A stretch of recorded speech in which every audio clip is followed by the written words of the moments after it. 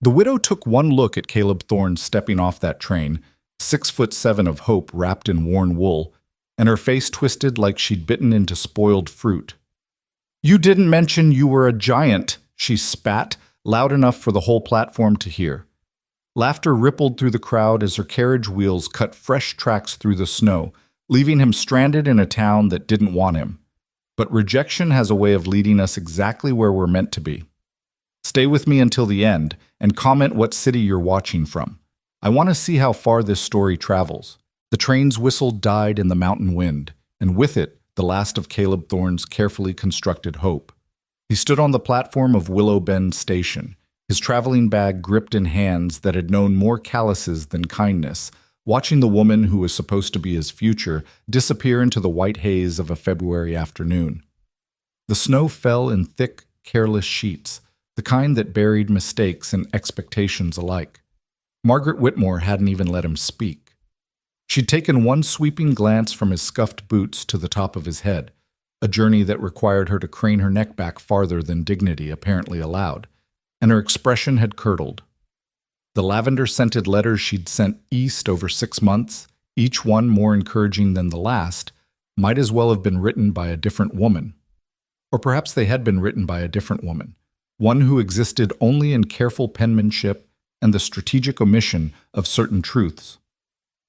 "Mr. Thorne, I presume," she'd said, her voice carrying that particular ice that well-bred contempt produces. "Yes, ma'am, You didn't mention in your correspondence that you were a giant." The word hung in the cold air between them. Not tall, not imposing, giant, as if he were something from a fairy tale, something that ate villages and terrorized children. Around them, other passengers had slowed their departures, sensing drama the way carrion birds sense death. "I'm 6'7", ma'am. I mentioned my height in my third letter. I thought—" 6'7". She repeated it like an accusation. "I assumed you were exaggerating in that masculine way men do. I didn't think you meant it literally. My late husband was 5'9", a respectable height, a normal height." Her driver, a thin man with sympathetic eyes, had already loaded Caleb's trunk onto her carriage. Now he stood uncertainly, one hand on the leather, waiting for direction that everyone on the platform knew was coming. "I'm afraid there's been a misunderstanding," Margaret continued, straightening her spine as if preparing for a speech she'd rehearsed. "I'm looking for a husband, Mr. Thorne, not a spectacle. Willow Bend is a small town. We have standards, proportions to maintain. I cannot be seen with someone so conspicuous." She'd nodded to her driver then, a sharp little jerk of her head that contained multitudes of dismissal. The man had given Caleb an apologetic shrug and climbed onto the seat. As the carriage pulled away, someone in the small crowd that had gathered laughed, a bright, ugly sound that others quickly joined. "Poor bastard," a man in a cattleman's coat said, not quietly enough.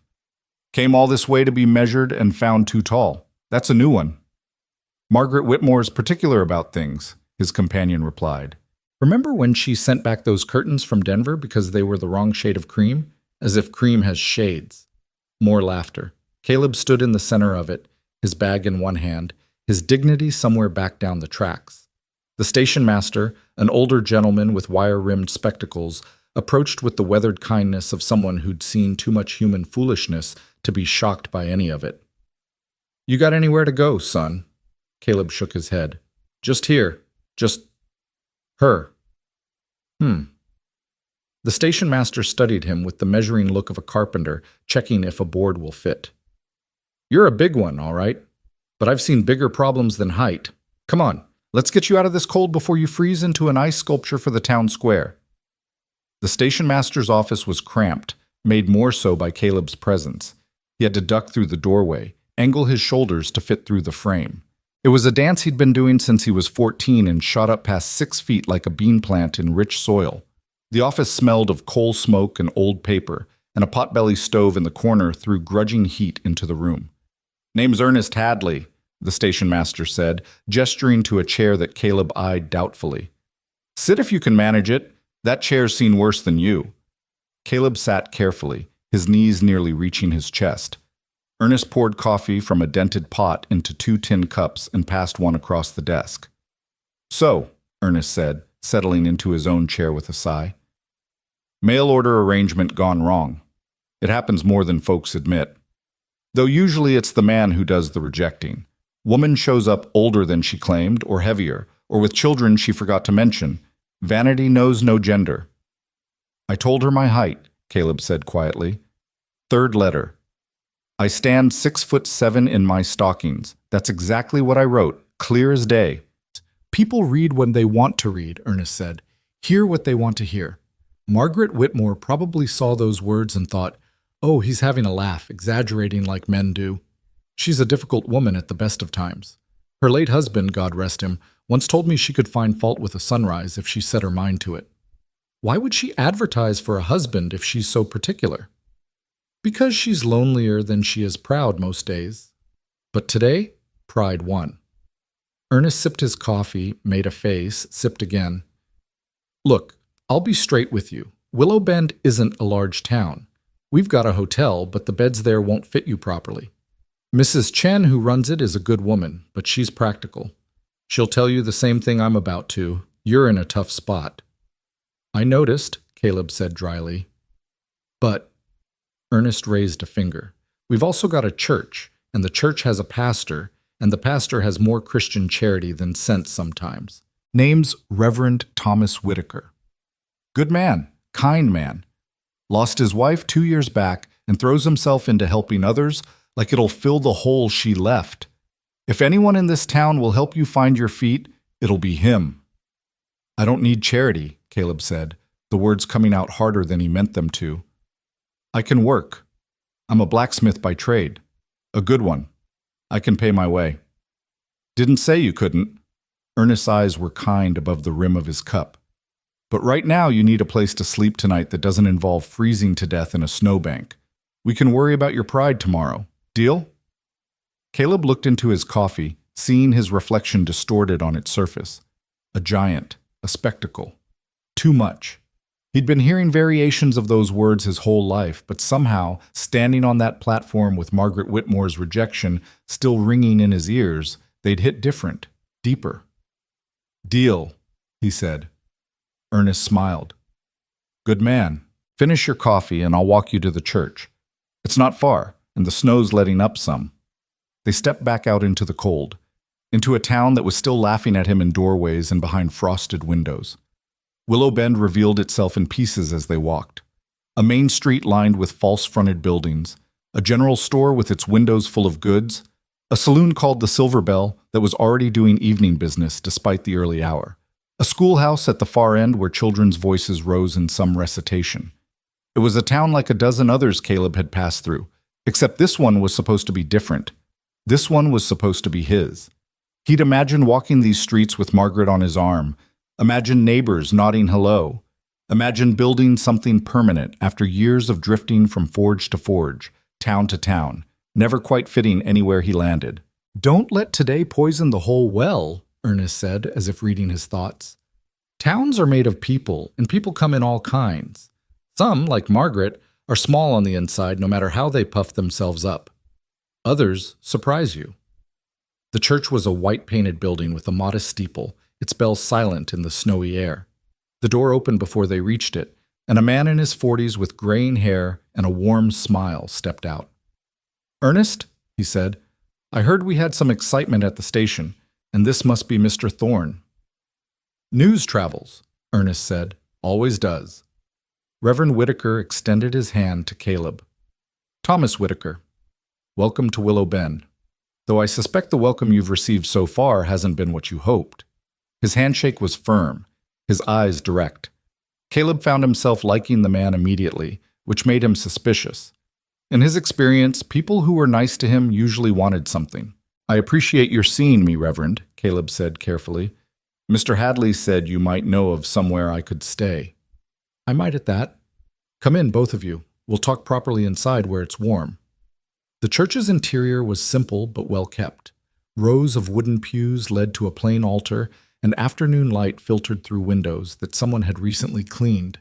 Caleb noted the details because details mattered.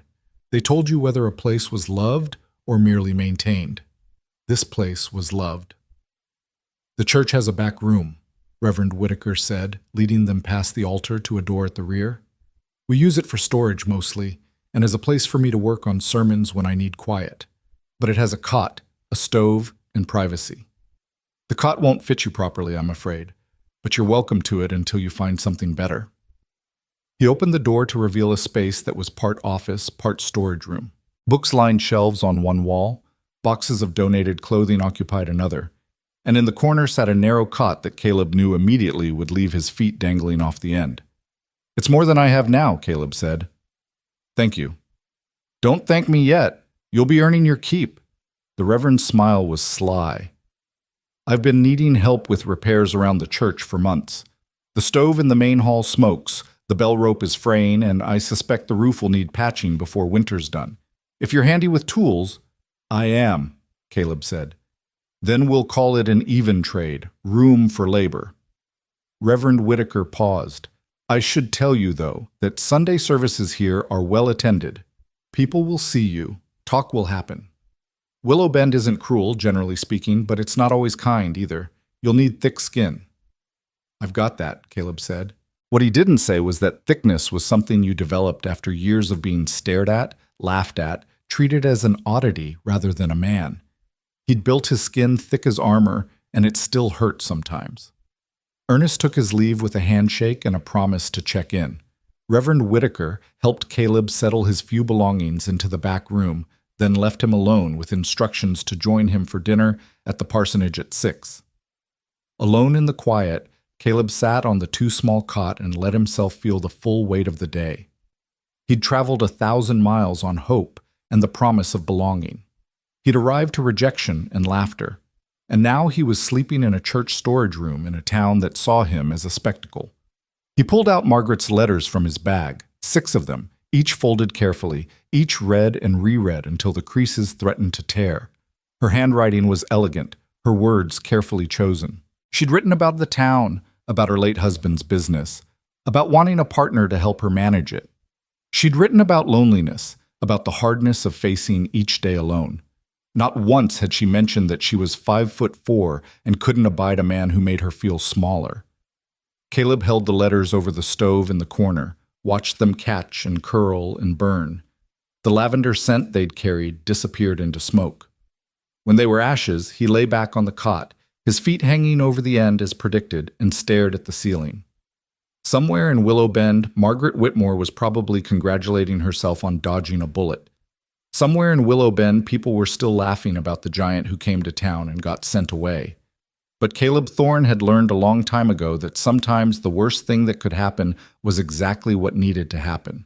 Doors closed so that windows could open. Rejections cleared the path for something better.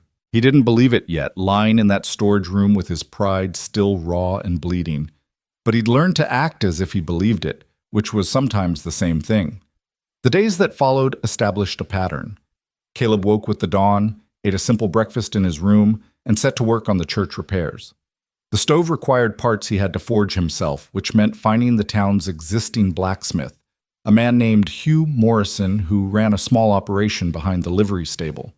Hugh was 60 if he was a day, with hands gnarled by arthritis and a perpetual squint from years of forge work.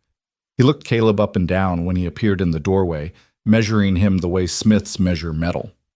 "Heard about you," Hugh said. "The giant what got rejected." "Word travels," Caleb replied evenly. "In a town this size, word damn near sprints." Hugh gestured to the forge. "Ernest Hadley says you're a smith. That true, or is it like the tall tales men tell to sound more interesting?" "It's true." "Prove it." Hugh's challenge wasn't mean-spirited, Caleb realized, just practical. Talk was cheap. Skill was currency. He shrugged out of his coat, rolled up his sleeves, and studied the forge. It was well-maintained but old, the kind of setup that required you to know its quirks and rhythms. "What do you need?" Caleb asked. "Andirons for the hotel. Mrs. Chen's been after me for weeks, but my hands don't work like they used to." Hugh flexed his fingers, and even from across the forge, Caleb could see the pain in the movement. "You make me a decent set. I'll know you're what you claim." Caleb worked through the morning, falling into the familiar rhythm of heat and hammer. The metal sang under his hands, bending and shaping according to his will. He crafted the andirons with simple elegance, functional but with a subtle scrollwork that elevated them from merely useful to beautiful. When he finished, Hugh examined them with the critical eye of a master craftsman. He turned them over, tested their weight, ran his thumb along the scrollwork. Finally, he grunted, a sound that might have been approval. "You'll do," Hugh said. "You need forge work done for the church. You come use mine. No charge, if you'll help me with orders when these damn hands give out on me." "Deal?" "Deal," Caleb said. It was his first real foothold in Willow Bend, and it mattered more than Hugh probably knew. Sunday came with clear skies and bitter cold. Reverend Whitaker had warned him that services were well attended, but Caleb hadn't quite grasped what that meant until he emerged from the back room to find the church filling with people. They stared. Of course they stared. He was used to staring. What he wasn't used to was the particular quality of this staring, part curiosity, part judgment, part that strange mix of fear and fascination that tall people sometimes inspired in those of average height. He took a seat in the back pew, folding himself as small as possible, which wasn't very small at all.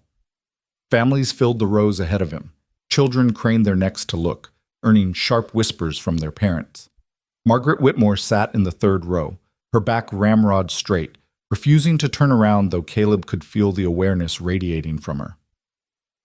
Reverend Whitaker's sermon was about mercy and second chances, which Caleb suspected wasn't coincidental.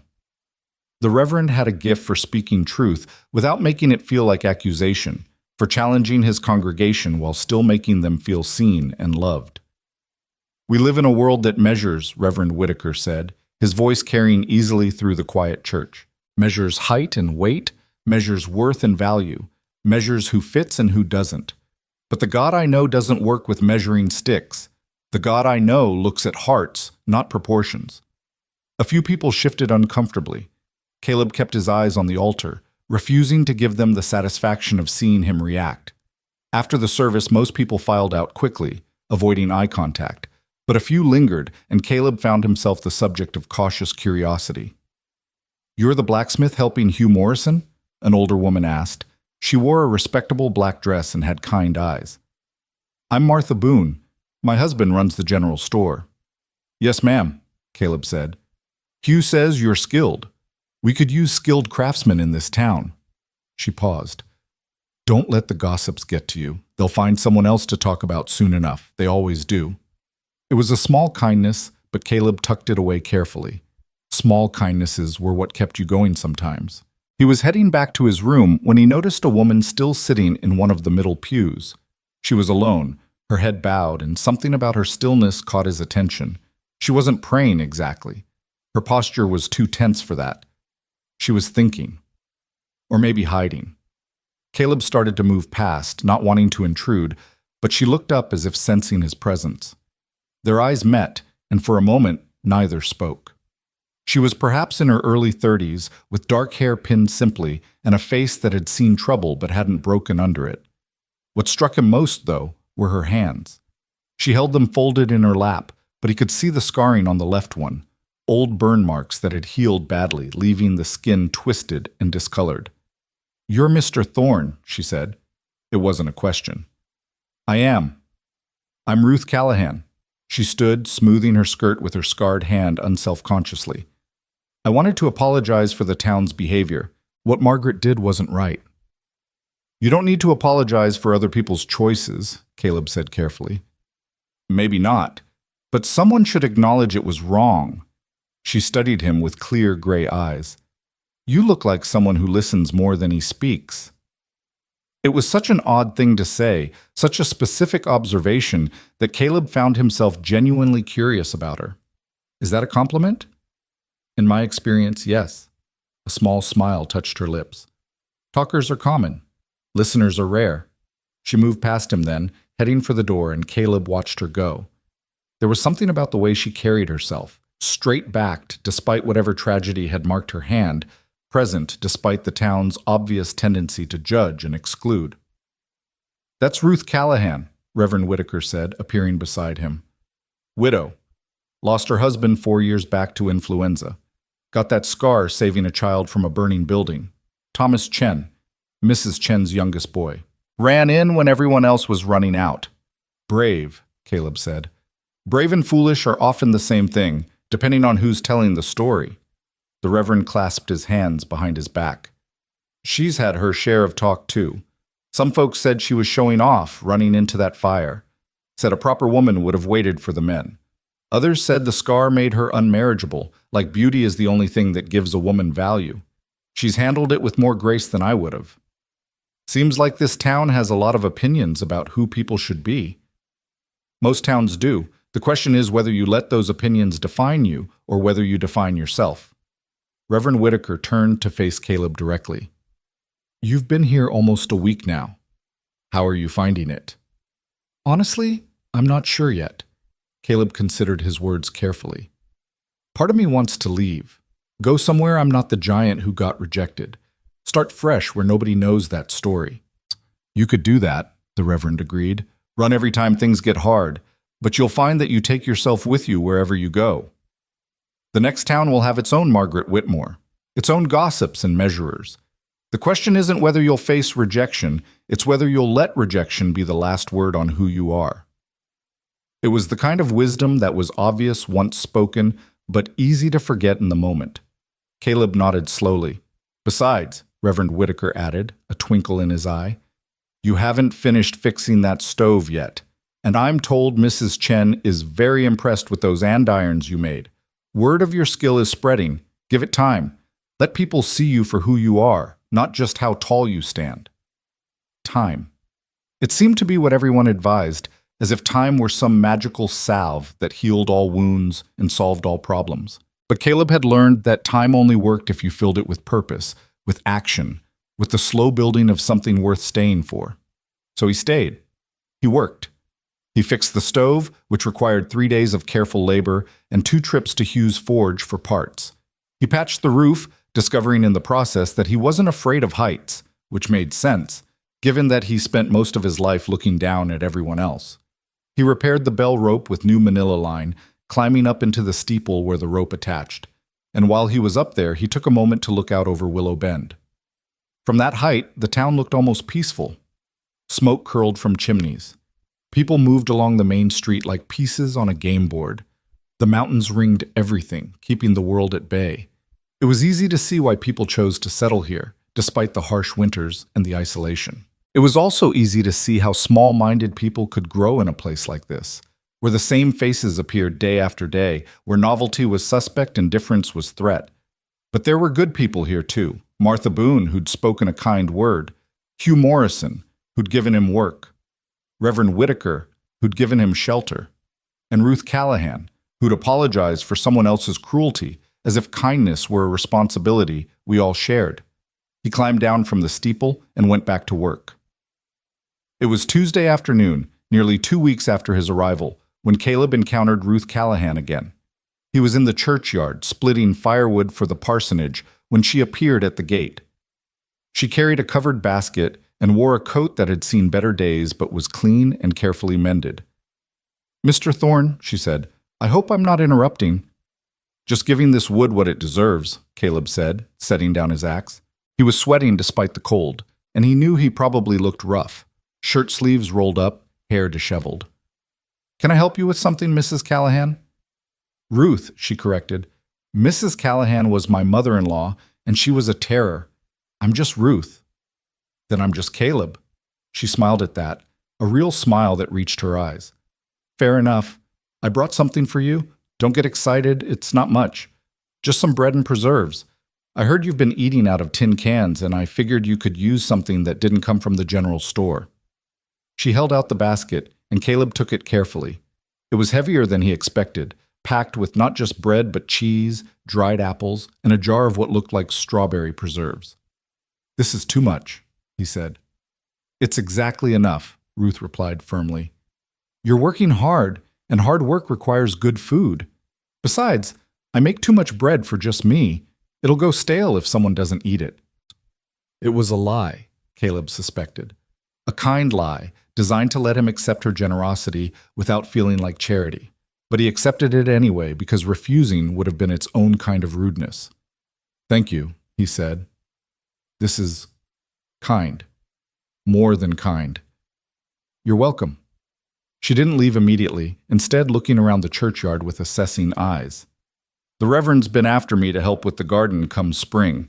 Says it's gotten away from him since his wife passed. Do you garden? Never had one long enough to tend, Caleb admitted. I've moved around a lot, but I'm willing to learn. It's peaceful work, Ruth said. There's something satisfying about putting seeds in the ground and watching them grow. It's one of the few things in life that actually makes sense. You put in the effort, you get the reward. Unlike people, Caleb said. Unlike people, she agreed. People are complicated. Plants are straightforward. I like straightforward. They stood in comfortable silence for a moment, and Caleb found himself studying her properly for the first time. She wasn't beautiful in the way Margaret Whitmore was beautiful. There was nothing arranged or calculated about her appearance, but there was something solid about her, something real. She looked like a woman who'd survived things and learned from them, who'd been tested and hadn't broken. I should let you get back to your wood, Ruth said finally. But I hope the food helps, and if you need anything else, I'll let you know, Caleb promised, though he wasn't sure he would. Asking for help had never come easy to him. Ruth nodded and turned to go, then paused at the gate. Caleb, don't let this town make you small. I know it tries, but don't let it. She was gone before he could respond, leaving him standing in the churchyard with a basket of food and the distinct feeling that something important had just happened, though he couldn't quite name what. That night, he ate Ruth's bread with her preserves and thought about her scarred hand, about the way she'd spoken of saving a child from fire as if it were nothing remarkable, about the way she'd looked at him, not up at him, not measuring him against some standard he'd never meet, but simply at him, seeing him. It had been a long time since anyone had seen him. The weeks crept toward March, and with them came a subtle shift in how Willow Bend treated Caleb. He wasn't accepted exactly, but he was becoming familiar. The strangeness was wearing off. People nodded hello on the street. Martha Boone invited him to dinner at her home, where he met her husband Samuel, a practical man who talked about the hardware business and asked intelligent questions about smithing. Mrs. Chen commissioned a set of decorative hinges for the hotel, paying him fairly and recommending him to others. He fell into a routine, mornings at Hughes Forge, working on commissions and repairs, afternoons at the church, finishing the repairs and starting on new projects the Reverend dreamed up, evenings in his small room, reading by lamplight or staring at the ceiling and wondering what he was building toward. Ruth appeared regularly, always with some excuse, bringing food, consulting about the garden plans, borrowing a tool that Caleb suspected she didn't actually need. They developed an easy friendship, the kind built on comfortable silences and occasional honest conversation. She never asked about Margaret Whitmore, never referenced his arrival or the rejection that had brought him to Willow Bend. She simply treated him like a person, which was more valuable than she probably knew. "You're good with your hands," she observed one afternoon, watching him repair a section of the churchyard fence. "Did you always want to be a blacksmith?" "No," Caleb admitted. "When I was young, I wanted to be normal-sized. When that didn't work out, I figured I might as well be useful." Ruth laughed, a genuine sound of amusement. Practical. Necessary. He drove another nail home, testing the board's stability. People don't know what to do with someone my size. They either want to make a spectacle of you or pretend you don't exist. Being skilled at something useful gives them a reason to tolerate you. "That's a sad way to view yourself," Ruth said quietly. "It's an honest way." Honest and sad aren't mutually exclusive. She was quiet for a moment, then added, "I used to think the same thing about my hand. Thought that if I could just be useful enough, good enough, people would overlook the scars. But that's not how it works. You can't earn your way out of other people's judgments." Caleb looked at her properly then. "So what changed?" "I stopped trying," Ruth said simply. "I stopped contorting myself to fit into other people's ideas of acceptable. I decided that anyone who couldn't see past my scars wasn't worth knowing anyway. It's lonely sometimes, but it's better than the alternative." Her words settled over him like snow, quiet, persistent, gradually changing the landscape. He'd spent years trying to minimize himself, to take up less space, to be acceptable despite his height. And it had never worked. People either saw him as too much or not enough, never just right. Maybe Ruth was onto something. Maybe the answer wasn't to keep trying to fit. Maybe the answer was to stop apologizing for taking up space. "Thank you," he said. "For what?" "For being honest. For being, He struggled to find the right word. "Real." Ruth smiled, that small, genuine smile he was coming to recognize. "You make it easy, Caleb Thorne. You're real too, whether you believe it or not." She left him to his fence work, but her words stayed with him through the rest of the afternoon, through dinner, through the evening. They stayed with him as he lay in his too small bed, staring at the ceiling, considering what it might mean to stop apologizing for existing. It was a radical thought, a dangerous thought, but also maybe a necessary one. March brought the first hints of spring, warmer afternoons, patches of bare ground appearing through the snow, birds returning from wherever birds went in winter. And with spring came the town's annual meeting to discuss community projects and needs. Reverend Whitaker had encouraged Caleb to attend, suggesting that visibility would help him integrate into town life. Caleb was skeptical. Visibility had rarely worked in his favor, but he went anyway, curious to see how a town like Willow Bend made decisions. The meeting was held in the church, which meant Caleb had the surreal experience of attending an event in his own bedroom, essentially. People filled the pews, familiar faces mixed with a few he hadn't met yet. Margaret Whitmore sat near the front, still avoiding looking anywhere near him. Ruth sat in the middle, saving him a seat with a small gesture that felt significant. The meeting covered the usual small-town business, roads that needed work, a new school teacher to be hired, debates over property boundaries and water rights. Caleb listened, learning the town's rhythms and dynamics, who held power and who merely held opinions. Then Samuel Boone stood, his normally cheerful face serious. "We need to talk about the orphanage bell tower." A ripple of concern moved through the crowd. The orphanage, Caleb learned through the subsequent discussion, was a small building at the edge of town that housed 6 children whose parents had died or abandoned them. The bell tower, which served to call the children for meals and alert the town in emergencies, was structurally unsound. It needed to be rebuilt before it collapsed and killed someone. "The problem," Samuel explained, "is cost. We've had 3 contractors give estimates, and even the cheapest one is more than we can afford. The church fund can contribute some, but not enough." "What about volunteer labor?" someone suggested. "Surely we can find men willing to work." "It's not just labor," Hugh Morrison said, standing with difficulty from his pew. "It's specialized work. The tower needs to be tall enough to be useful, stable enough to be safe. That requires someone who knows what they're doing." "And lumber," someone else added. "We'd still need to buy materials." The discussion went in circles for a while, everyone agreeing something needed to be done, but no one sure how to do it. Caleb listened, his mind already working through the problem. He'd built structures before, including a grain elevator in Kansas that still stood. Height didn't intimidate him. And if the issue was cost, he stood, and the room fell silent. Every eye turned to him, and he felt the familiar weight of being too visible, too much. But Ruth's words echoed in his mind.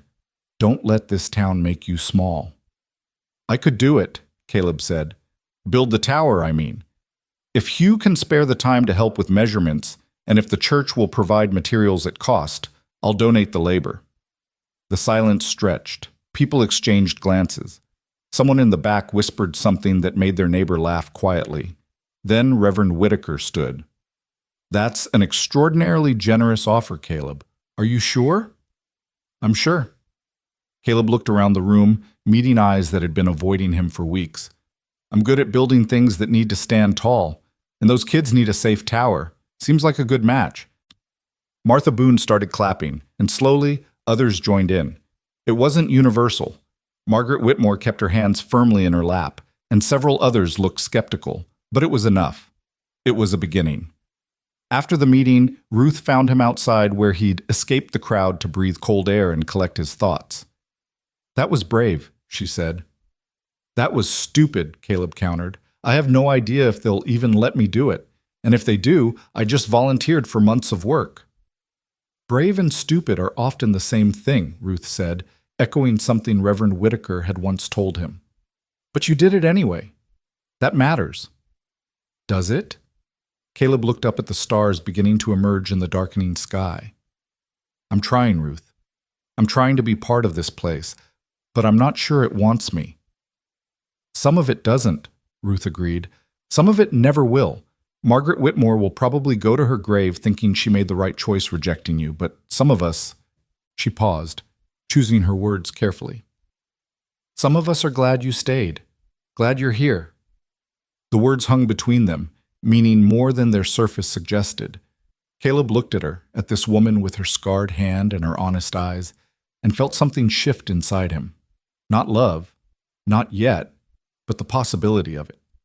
The recognition that she saw him not as a giant or a spectacle or a mistake, but as a man, just a man, flawed and uncertain and trying his best. I'm glad I stayed too, he said quietly. Even when it's hard, I'm glad. Ruth smiled, and in that moment, standing in the churchyard under emerging stars, Caleb Thorne felt something he hadn't felt in a very long time. He felt like he might belong. The work on the orphanage bell tower began on a Monday morning when the ground had finally thawed enough to dig proper foundations. Caleb arrived at dawn to find he wasn't alone. Hugh Morrison was already there, laying out tools with his gnarled hands, and beside him stood 3 other men from town. One was Samuel Boone, another was a farmer named Jack Peterson, and the third was a young carpenter's apprentice named Daniel, who couldn't have been more than 17.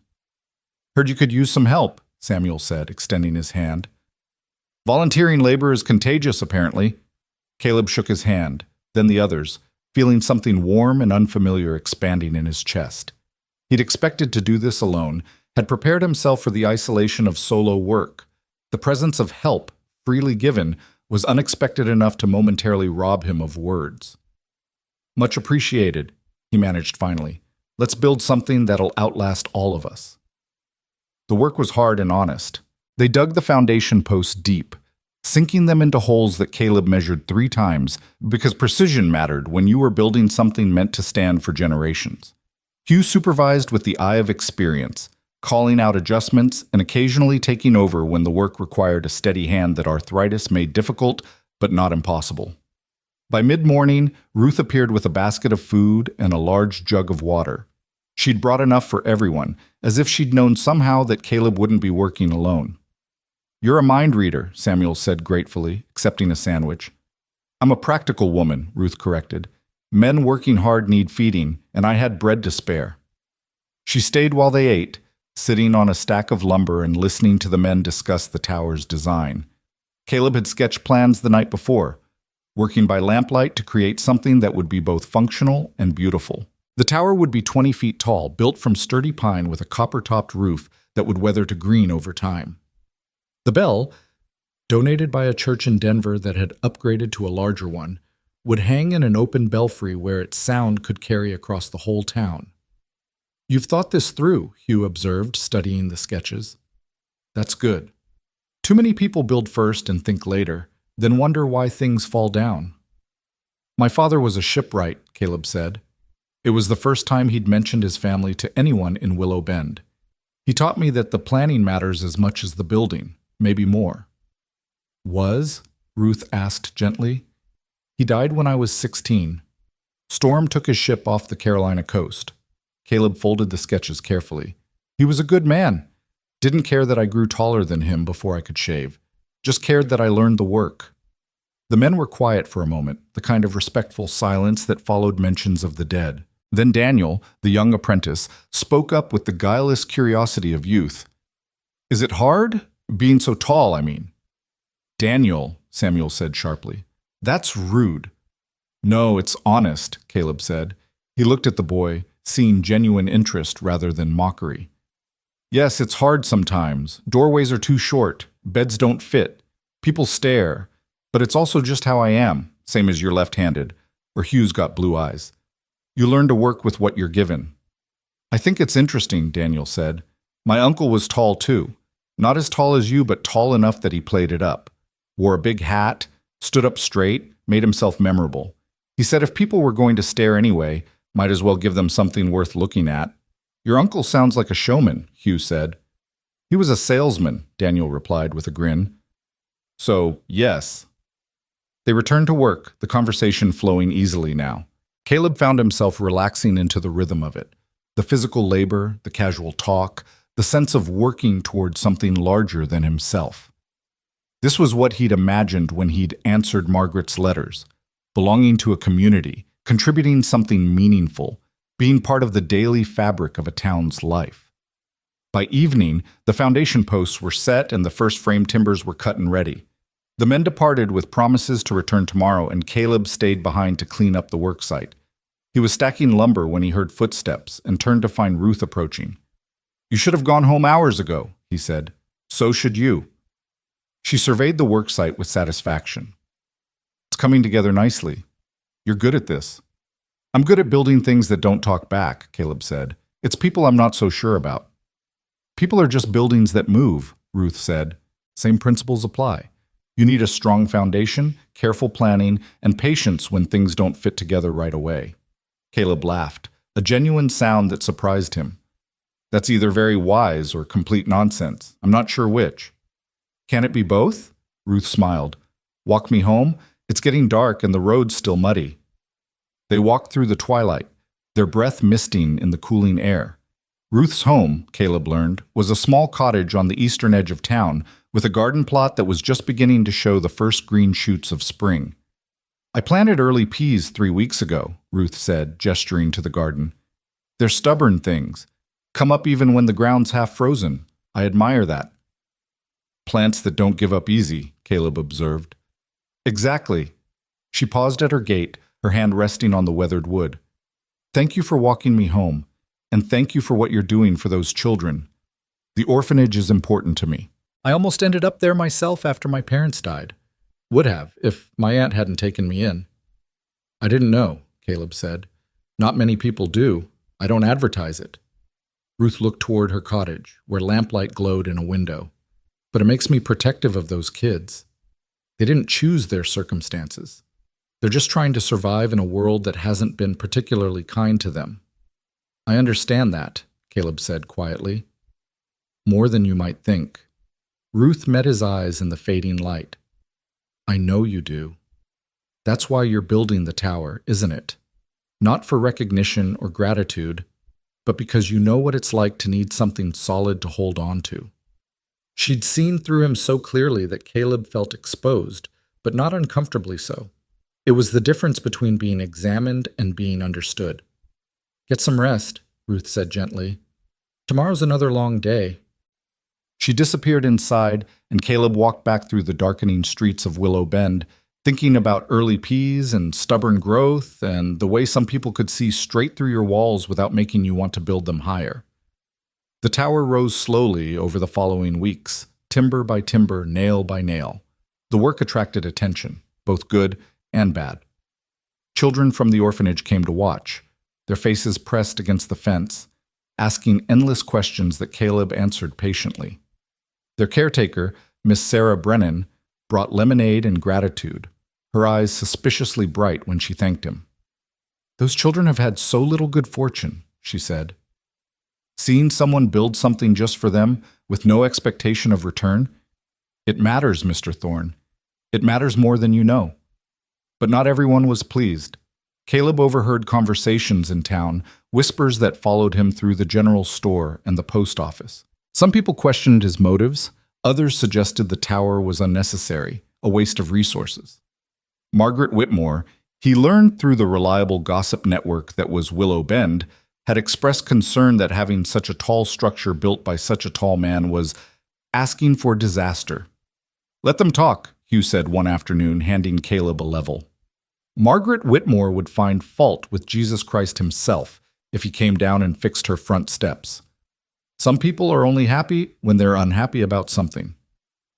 "It bothers me less than it did," Caleb admitted. "A month ago, I would have taken it personal. Now I just think they're wasting their energy on opinions nobody asked for." "That's growth," Hugh said approvingly. "That's you learning that other people's small minds don't have to make you smaller." The tower reached 10 feet, then 15, then 18. Caleb worked at the top, comfortable with heights that made other men nervous. From up there, he could see across most of Willow Bend, the residential streets spreading out like spokes, the commercial district clustered around Main Street, the mountains rising beyond like patient sentinels. He He could also see Ruth's cottage, and more than once he spotted her working in her garden, her scarred hand moving confidently through the soil. Sometimes she'd look up and wave, as if she knew he was watching. Sometimes he'd wave back, wondering when exactly she'd become the person he looked for in crowds, the voice he listened for in conversations. One evening, after the other workers had gone home, Ruth climbed the ladder to where Caleb was fitting the final beam into place. She emerged onto the platform with determination, though her hands gripped the ladder tightly. "You're not fond of heights," Caleb observed, steadying her as she stepped onto the platform. "No, I'm terrified of them," Ruth said, "but I wanted to see what you see from up here." They stood together on the narrow platform, the town spread out beneath them in the golden light of approaching sunset. The wind moved through Ruth's hair, pulling strands loose from their pins. She gripped the railing with both hands, the scarred one and the whole one, holding on like she was holding on to the world itself. "It's beautiful," she said softly. "Frightening, but beautiful." "That describes most worthwhile things," Caleb said. Ruth looked at him then, really looked at him, and Caleb felt the air between them change into something charged with possibility. He'd felt this before with other women, but it had always been tangled up with their discomfort at his height, their need to either diminish him or make him into something exotic. With Ruth, it was different. With Ruth, it was clean and clear, uncomplicated by anything except the simple fact of two people recognizing something in each other. "Caleb," she began, then stopped, seeming to reconsider her words. "Thank you for being patient with this town, for being patient with me." "You don't need my patience," Caleb said. "You've been nothing but kind since the day we met." "I've been cautious," Ruth corrected. "I've been careful. I liked you immediately, which made me nervous. I've been hurt before, and I promised myself I'd be smarter about guarding my heart." She laughed, a small, self-deprecating sound. "But you make it hard to be smart about that." "Ruth, let me finish," she said, her grip tightening on the railing. "I know what people say about me, about my hand, about being unmarriageable, about being damaged goods. I've heard it all. And I told myself I didn't care, that I was fine alone. But then you came to town, and you were so obviously good despite everyone treating you like you weren't, and I thought maybe loneliness isn't something we have to just accept." The sun was setting properly now, painting the sky in shades of amber and rose. Below them, lamps were being lit in windows, creating constellations of domestic light. Caleb turned to face Ruth fully, this woman who'd climbed a ladder despite her fear just to stand beside him. "I came to Willow Bend looking for someone who'd accept me despite my height," Caleb said carefully. "Someone who'd overlook it, or at least tolerate it. But you've never made me feel like my height was something that needed overlooking. You just see me, all of me. And that's worth more than I know how to say." "So say it badly," Ruth suggested, and there was light in her eyes now, something that looked like hope. "I care about you," Caleb said. "I think about you when I'm working. I look for you in church. I save interesting thoughts to tell you later. He struggled to find the right words. "I'm happier here than I've been anywhere, and that's mostly because of you." Ruth was quiet for a long moment, and Caleb felt his heart hammering against his ribs. Then she smiled, that small, genuine smile that meant more to him than all of Margaret Whitmore's careful beauty ever had. "I care about you too," she said. "Quite a lot, actually. Enough that it scares me." "We could be scared together," Caleb offered. Ruth laughed, the sound carrying across the evening air. "That's the worst romantic proposal I've ever heard." "I'm out of practice," Caleb admitted, "but I'm sincere." "I know you are. That's what makes it work." Ruth released the railing with one hand and reached for his, lacing her scarred fingers through his calloused ones. "Help me down this ladder before I lose my nerve entirely, and then walk me home. We can figure out the rest as we go." They climbed down together, Caleb going first so he could steady the ladder, Ruth following with the concentration of someone conquering a genuine fear. On solid ground, she let out a breath of relief. "I can't believe I climbed that," she said. "I can," Caleb replied. "You ran into a burning building. A ladder's nothing." "The building was different. I didn't have time to think about being afraid." Ruth started walking, and Caleb fell into step beside her. But with the latter, I had all the time in the world to imagine falling. Fear works different when you have time to think about it. Is that why you were cautious with me? Time to think? Partly. Ruth was quiet for a moment, then continued. After my husband died, people were kind at first, but kindness has a shelf life in a small town. After a while, they started suggesting I needed to move on, find another husband, stop dwelling, and then I got this. She raised her scarred hand, saving Thomas Chen, and suddenly I went from widow to damaged widow. The suggestions stopped. The pity increased. I became someone to feel sorry for rather than someone who might have her own desires and plans. That must have been awful, Caleb said. It was freeing, in a strange way, Ruth said. Once people decided I was unmarriageable, they stopped having expectations. I could just be myself. But it was also lonely. And then you arrived, rejected and humiliated, and I saw someone else who'd been measured and found wanting by people who shouldn't get to measure anyone. She glanced up at him. I suppose I recognized a kindred spirit. They'd reached her cottage. The garden was fully dark now, but the smell of growing things hung in the air, earth and green shoots and possibility. Ruth didn't immediately go inside, instead standing at her gate the way she had that first night. Come to dinner tomorrow, she said. I'll make something that isn't bread and preserves. We can talk more, properly, without ladders or work crews or the whole town watching. I'd like that, Caleb said. Good. Ruth smiled, and there was something in her expression that made Caleb's breath catch, a openness, a willingness to see where this led despite the fear. 6 o'clock. Don't be late. Don't? Yes, ma'am. She laughed and disappeared inside, and Caleb walked back through Willow Bend feeling like the evening air was somehow lighter, like gravity had loosened its hold just enough to let him float. The next day crawled past with agonizing slowness. Every hour felt like 3, every task like it took twice as long as it should. Hugh noticed and made no effort to hide his amusement. You're distracted, he observed as Caleb measured the same board 3 times and got 3 different numbers. I'm focused, Caleb protested. You're thinking about Ruth Callahan, Hugh corrected, which is fine. She's a good woman, better than most. But maybe you could think about her after you finish this hinge instead of before. Otherwise, you'll cut your damn finger off, and she'll have to nurse you back to health, which seems like a poor foundation for courtship. We're not courting, Caleb said, then heard how ridiculous that sounded given that he was having dinner with her in a few hours. Sure you're not, Hugh said agreeably. And I'm not old and my hands don't hurt. We all tell ourselves stories, son. At 5:30, Caleb cleaned up and changed into his best shirt, which wasn't saying much given his limited wardrobe. He'd grown accustomed to clothes that were slightly too short in the sleeves, shirts that pulled tight across the shoulders. Finding things that fit had always been a challenge, and he'd learned to make do. Still, he did his best. He washed thoroughly, combed his hair, checked his reflection in the small mirror above his wash basin. The face that looked back at him was weathered and uncertain, but not unkind. It was the face of a man who'd been beaten down but hadn't stayed down, who'd learned that resilience was something you practiced rather than something you possessed. He hoped it was enough. Ruth's cottage glowed with welcoming light when he arrived at exactly 6 o'clock.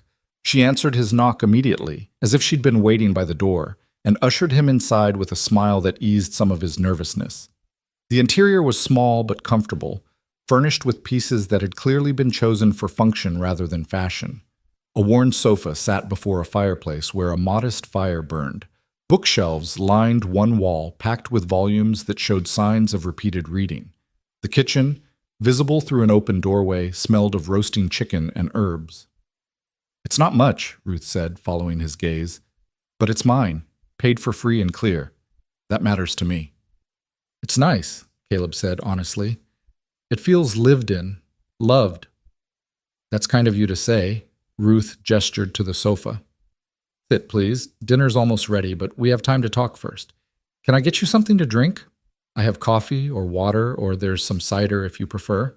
Coffee would be good. She brought 2 cups from the kitchen and settled beside him on the sofa, tucking her legs under her in a gesture that was unconsciously intimate. This close, Caleb could see the silver threads beginning to appear in her dark hair, the fine lines around her eyes that suggested she smiled more than she frowned. Tell me something about yourself that I don't know, Ruth said. Something real. That's a dangerous request, Caleb said. What if I'm boring? You built a bell tower out of nothing but lumber and determination. You're not boring. Ruth sipped her coffee. Come on. Something true. Caleb thought about it, turning through memories like pages in a book. When I was young, maybe 8 or 9, I wanted to be invisible. I'd stand in front of mirrors and try to will myself smaller, like if I concentrated hard enough, I could just shrink down to normal. It never worked, obviously. But I spent months trying. Ruth's expression softened. That breaks my heart a little. Don't let it, Caleb said. I'm not that boy anymore. I've made peace with taking up space. Have you? Ruth asked gently. Or have you just gotten better at pretending you have? The question landed with uncomfortable accuracy. Caleb found himself unable to meet her eyes for a moment, studying his coffee instead. I'm working on it, he said finally. Some days are better than others. But being here, building the tower, talking with you, it helps. It makes me feel like maybe I don't have to apologize for existing. You never did, Ruth said firmly. Not to me, not to anyone. Existing isn't something you need permission for. They were quiet for a moment, sitting in the kind of comfortable silence that only happens between people who don't feel the need to fill every gap with words. The fire crackled. Outside, wind moved through the trees with a sound like distant conversation. Your turn, Caleb said. Tell me something true about Ruth Callahan. Ruth set down her coffee cup and held up her scarred hand, studying it in the firelight. When I pulled Thomas Chen from that fire, I knew I'd be burned. I could feel the heat through the wet blanket I'd wrapped around myself. But what I remember most isn't the pain, though God knows there was plenty of that. What I remember is thinking, this will matter. This will be something I did that actually mattered. She lowered her hand. My husband was a good man, but our marriage was comfortable, safe. We were fond of each other, but I'm not sure we were in love, not really. And when he died, I felt grief. But I also felt relief because I didn't have to pretend anymore. I could just be alone and figure out who I actually was rather than who I was supposed to be. She glanced at Caleb.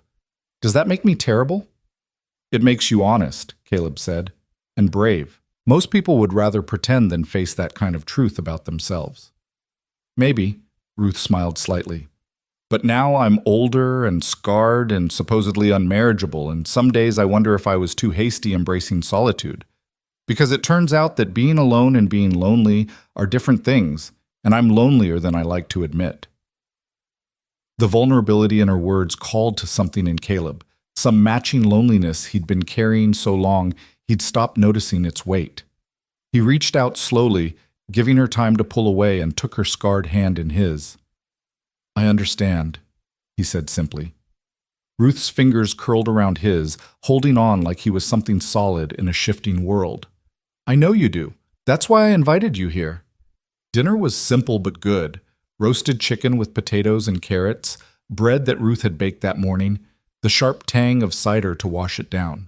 They talked easily, trading stories about their pasts, their families, the strange paths that had led them both to Willow Bend. Caleb learned that Ruth's aunt had been a teacher who'd instilled in her a love of reading and a distrust of people who valued appearance over substance. Ruth learned that Caleb's mother had died when he was young, leaving him to be raised by a father who'd loved him fiercely but hadn't known quite what to do with a son who grew too tall too fast. He tried, Caleb said, pushing carrots around his plate. He really did. But I could see it confused him, like he'd expected one thing and got another. He never said it, but I knew. Parents try to hide their disappointment, but children always know. Was he disappointed? Ruth asked. Or was he worried? There's a difference. Caleb considered that. Maybe worried. Maybe he saw how people treated me and knew life would be harder because of it. That's not the same as disappointment, I guess. No, Ruth agreed. It's love wearing anxiety's face. After dinner, they moved back to the sofa, sitting closer now than they had before. The fire had burned down to coals, throwing shifting shadows across the room. Outside, the night had settled in properly, wrapping the cottage in darkness that made the inside feel even more warm and safe. I should probably go, Caleb said, though he made no move to stand. Probably, Ruth agreed, also not moving. You don't have to yet." So he stayed. They talked about the tower, about the garden Ruth was planning, about books they'd read and places they'd been. It was the kind of conversation that meandered pleasantly, finding connection in unexpected places. And underneath it all ran the current of something deeper, something that neither of them was quite ready to name, but both of them felt. When Caleb finally left, well past 10 o'clock, Ruth walked him to the door and stood in the doorway while he descended the porch steps. The night air was cold after the warmth of her cottage, but Caleb barely noticed. "Thank you," he said, turning back to face her. "For dinner, for talking, for seeing you," Ruth supplied. "Yes, for that." "Thank you for being worth seeing," Ruth replied. "Come back soon, Caleb Thorne. My door's always open to you." Walking back through the dark streets of Willow Bend, Caleb felt something he hadn't felt in years: hope. Not the desperate, grasping hope that had brought him west on the promise of a mail-order marriage, but something quieter and more sustainable. The hope that came from genuine connection, from being known and accepted, from finding someone who made you want to be better without demanding that you be different. The tower was finished 3 weeks later on a bright April morning when the mountains still wore snow on their peaks, but the valley below had turned green. The whole town turned out for the dedication ceremony, even Margaret Whitmore, though she stood at the back and left before the Reverend finished his blessing. The orphanage children were given the honor of ringing the bell first. Miss Brennan lifted young Thomas Chen, now fully recovered from whatever illness or injury had required his rescue years ago, and helped him grip the rope. The bell's voice rang out clear and strong, carrying across Willow Bend with a sound that spoke of safety and gathering, of community and care. Caleb stood beside Ruth, watching the children's faces light up with joy, and felt a satisfaction deeper than anything he'd experienced in his previous peripatetic life. This was what it meant to build something lasting. Not just the physical structure, though that mattered, but the connections forged in its creation. The friendships with Hugh and Samuel and Daniel. The respect of townspeople who'd watched him work without complaint through rain and wind. The trust of children who'd seen him as someone solid and reliable. And Ruth standing beside him with her hand in his, no longer hiding the scars or the feelings that went with them. "You did good," she said quietly, under the cover of the bells ringing and the children's cheers. "We did good," Caleb corrected. "Couldn't have finished without help." "That's growth too," Ruth observed. "Accepting help, being part of something bigger than yourself." Reverend Whitaker called for quiet and gave a short speech about community and sacrifice and the way that individuals could come together to create something meaningful. He thanked everyone who'd contributed, but when he thanked Caleb specifically, the applause was genuine and sustained. People Caleb barely knew came up afterward to shake his hand, to tell him the tower was beautiful, to ask if he might help with other projects around town. Even Hugh, not given to displays of emotion, clapped him on the shoulder and said, "You've earned your place here, son. Don't forget that." But the moment that mattered most came later, after the crowd had dispersed and the children had gone inside for their lessons. Caleb and Ruth stood alone in the orphanage yard, looking up at the tower that reached toward the blue spring sky. "I was wrong," Ruth said. "About what?" "That first day we really talked, I said you looked like someone who listens more than he speaks. But you're more than that." She turned to face him fully. "You're someone who builds what others only talk about. Someone who shows up when it's hard. Someone who stays." "I'm staying because of you," Caleb said honestly. "This town, this place, it would just be another stop if you weren't here." Ruth's eyes grew bright, though whether from tears or joy or both, Caleb couldn't tell. "Then I'm glad I climbed that ladder. Glad I let myself be scared and did it anyway." "Best decision you ever made," Caleb said. "Second best," Ruth corrected. "The best was deciding to talk to you in the first place, back in the church when you looked so lost and alone." "I was lost and alone." "Not anymore." Ruth stepped closer, closing the distance between them until Caleb could see the flecks of gold in her gray eyes, could smell the lavender soap she used. "You found something here, or maybe something found you." "Ruth," Caleb said, his voice rough with feeling, "I know we haven't known each other long. I know there's still talk in town. Still people who think I'm too much of this or not enough of that. But I want you to know that whatever this is between us, I'm in it, completely. I'm not going anywhere." "Good," Ruth said simply. "Neither am I." She reached up, and she had to reach up, even standing close, and touched his face with her scarred hand. Caleb turned into the touch instinctively, pressing his cheek against her palm. It was the most natural thing in the world, as natural as breathing or the sun rising or early peas pushing through half-frozen ground. "Kiss me," Ruth whispered, "before I lose my nerve." So Caleb did. He bent down, and it was a long way down, but he'd never minded the distance less, and kissed her gently, carefully, like she was something precious that might break if handled roughly.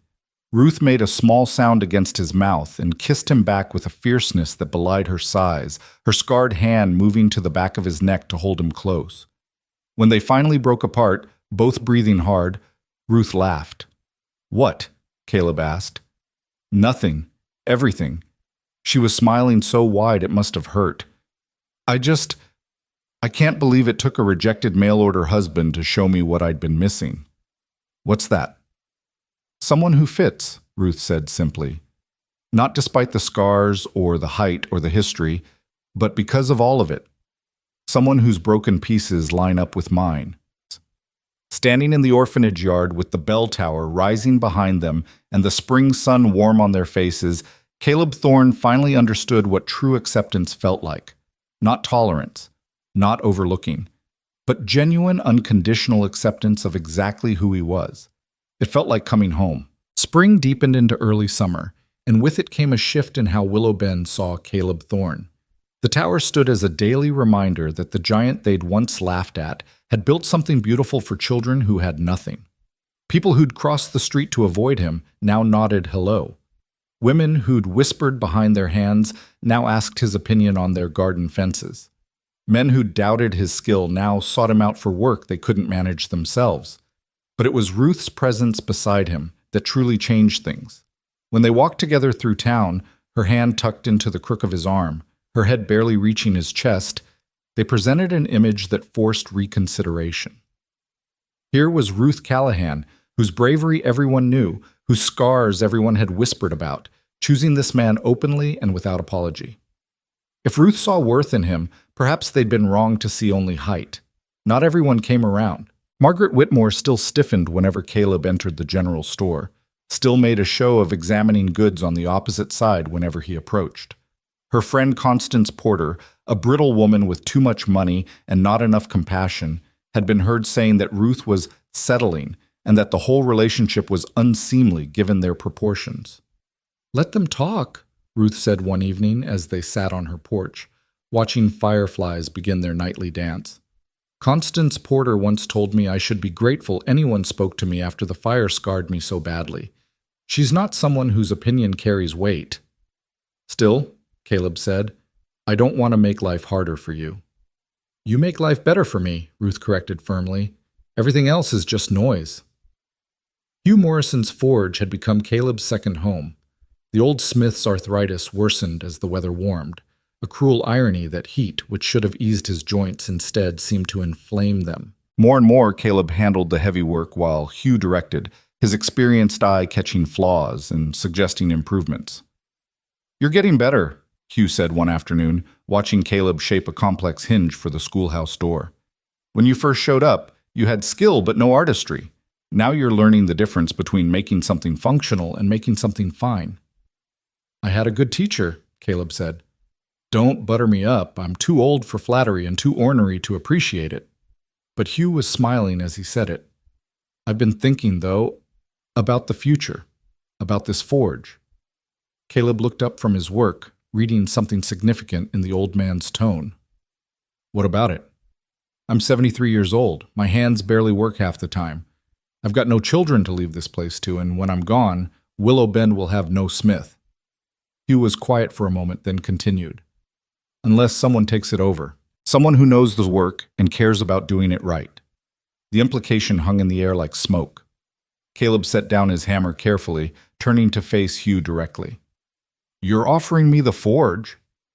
"I'm offering you a partnership now, with the understanding that it'll be yours when I'm gone. which could be tomorrow or 10 years from now, the way my luck runs. Hugh's blue eyes were sharp despite his age. But I need to know you're staying, that you're not going to build yourself a place here and then drift off to the next town when the mood strikes. This forge has been in operation for 40 years. I won't hand it to someone who'll abandon it. I'm staying, Caleb said without hesitation. I've got reasons to stay. Ruth Callahan being chief among them, I'd wager. Ruth, yes, but not just Ruth. Caleb looked around the forge, at the tools worn smooth by decades of use, at the work waiting to be done. I've been drifting most of my life, Hugh. Always the new man, always temporary, always leaving before I could put down roots. I'm tired of it. I want to build something permanent, and I want to do it here. Hugh studied him for a long moment, then nodded once, decisively. Then we'll draw up papers. Fair split of profits while I'm working, the whole thing yours when I'm not. You'll need to buy the property eventually. I've got a niece in St. Louis who'll inherit, but she's practical. She'll sell it to you at a fair price. They shook hands on it, and Caleb felt another piece of his new life click into place. He had a home now, in the church's back room. He had work that mattered. He had a woman he loved and who loved him back. And now he had a future, solid and real, stretching out before him like an unrolled blueprint. That evening, he told Ruth about Hugh's offer as they worked together in her garden. She'd been teaching him about plants, about which ones needed sun and which preferred shade, about companion planting and the importance of good soil. Caleb found he liked the work, liked the feel of earth under his hands, liked watching things grow from seeds into something substantial. A partnership with Hugh, Ruth said, sitting back on her heels to look at him. That's wonderful, Caleb. It means you're really part of this town now, not just visiting, but belonging. It feels strange, Caleb admitted. Good, but strange. I keep waiting for something to go wrong, for someone to say it was all a mistake. That's fear talking, Ruth said. She reached over and touched his hand, her fingers leaving dark smudges of earth on his skin.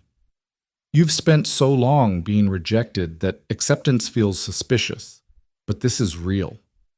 Hugh wouldn't offer if he didn't mean it. The town wouldn't be giving you work if they didn't trust you, and I wouldn't. She paused, seeming to choose her words carefully. I wouldn't be planning a future that includes you if I thought you were temporary. Caleb's heart stuttered. A future that includes me? Ruth's cheeks colored slightly, but she didn't look away. Yes. A future. Together. I know we haven't talked about it explicitly, but I'm not a young girl who needs a long courtship to know her own mind. I know what I want, and I want you, permanently. If that's something you want too. The garden suddenly felt very quiet. Even the birds seemed to have stopped singing, as if waiting for Caleb's response. He set down the trowel he'd been holding and turned to face Ruth fully. Ruth Callahan, he said slowly, are you proposing to me? I'm stating my intentions, Ruth corrected, though there was laughter in her voice. I'm too practical to wait around hoping you'll get to it eventually. Life's short. I already lost one husband to illness. I'm not wasting time being coy about what I want. Well, Caleb found himself laughing, a deep, genuine sound that came from somewhere unguarded inside him. You're remarkable, you know that? I know I'm direct, Ruth said. Does that bother you? It delights me, Caleb said honestly. Everything about you delights me. He reached out and tucked a strand of hair behind her ear, his large hand gentle against her face. Yes, I want a future with you. I want it so much I'm afraid to believe it's real. Then stop being afraid, Ruth said simply. Say yes, mean it, and let's start building that future right now. Yes, Caleb said. Yes to everything. To you, to this, to whatever comes next. Ruth smiled, that luminous smile that transformed her entire face, and kissed him there in the garden with dirt on both their hands and the smell of growing things all around them. When they finally pulled apart, she was laughing. What? Caleb asked. I just proposed to a man in my vegetable garden while covered in mud, Ruth said. My mother would be appalled. My mother would have loved you, Caleb replied. She always said the best women were the ones who knew what they wanted and weren't afraid to reach for it. They worked until dark fell, planning not just the garden, but the life they'd grow together. Ruth wanted to expand the cottage, add a room that would serve as Caleb's workshop for small projects he could do at home. Caleb wanted to build her a proper greenhouse so she could extend the growing season. He looked up when they knocked, his face breaking into a warm smile when he saw them together. "Caleb, Ruth, this is a pleasant surprise. Come in, sit down." They settled into the chairs across from his desk, and Caleb noticed they sat close enough that their shoulders touched. Physical proximity that spoke its own truth. "We have news," Ruth began, then glanced at Caleb. "Or rather, we have intentions we'd like to share." Reverend Whitaker set down his pen, giving them his full attention. "I'm listening." "We're planning to marry," Caleb said. The words felt momentous and simple at once. "Nothing formal yet, no specific date. But we wanted you to know, and we'd like you to perform the ceremony when the time comes." The Reverend's smile widened. "I'd be honored, truly honored." He stood and came around the desk to shake Caleb's hand and kiss Ruth's cheek. "This is wonderful news. You're well suited to each other, I think. You've both known hardship and come through it with your integrity intact. That's a solid foundation for a marriage." "We think so too," Ruth said. "When are you thinking? Fall? Winter?" Ruth and Caleb exchanged glances. They hadn't discussed specifics, had been so focused on the decision itself that the details hadn't seemed urgent. "Late summer, maybe," Ruth suggested. "After the harvest, but before the weather turns. That gives us time to prepare properly." "August, then," Reverend Whitaker said. "The 15th is a Saturday. Would that work?" It was roughly 2 months away. 2 months to transform intention into reality, to navigate whatever obstacles would arise, to prepare for the permanent joining of their separate lives into something shared. "The 15th works," Caleb said, looking at Ruth for confirmation. She nodded, her eyes bright. "Then consider it done," the Reverend said. "I'll mark my calendar. And I'll make an announcement on Sunday if you'd like, or we can wait and let you tell people individually." "Announce it," Ruth said firmly. "Let's not give the gossips the satisfaction of breaking the news. We'll do it ourselves, properly, and let people adjust to the idea." Sunday's service felt different to Caleb, charged with anticipation. He sat beside Ruth in their usual pew, aware that by the end of the hour, everyone in Willow Bend would know their plans. It was both thrilling and terrifying, this public claiming of each other. Reverend Whitaker's sermon was about love, not the romantic kind specifically, but the radical act of choosing to see worth in another person. He spoke about how love required courage, required the willingness to be vulnerable, required faith that someone else would handle your heart with care. "And speaking of love," he said as the sermon drew to a close, "I have a happy announcement to share. 2 members of our community have decided to join their lives in marriage. Caleb Thorne and Ruth Callahan will wed here in this church on Saturday, August 15th, and all are welcome to attend and celebrate with them." The reaction was immediate and varied. Some people smiled and turned to offer congratulations. Others whispered behind their hands, expressions ranging from surprise to disapproval. Martha Boone started clapping, and others joined in, creating a smattering of applause that felt warm despite not being universal. Margaret Whitmore stood abruptly and walked out, her back rigid with what could have been anger or hurt, or simply indignation that the man she'd rejected had found happiness without her. "Let her go," Ruth whispered to Caleb, sensing his attention had followed Margaret's exit. "She made her choice. We're making ours." After the service, they were surrounded by well-wishers. Martha and Samuel Boone congratulated them enthusiastically.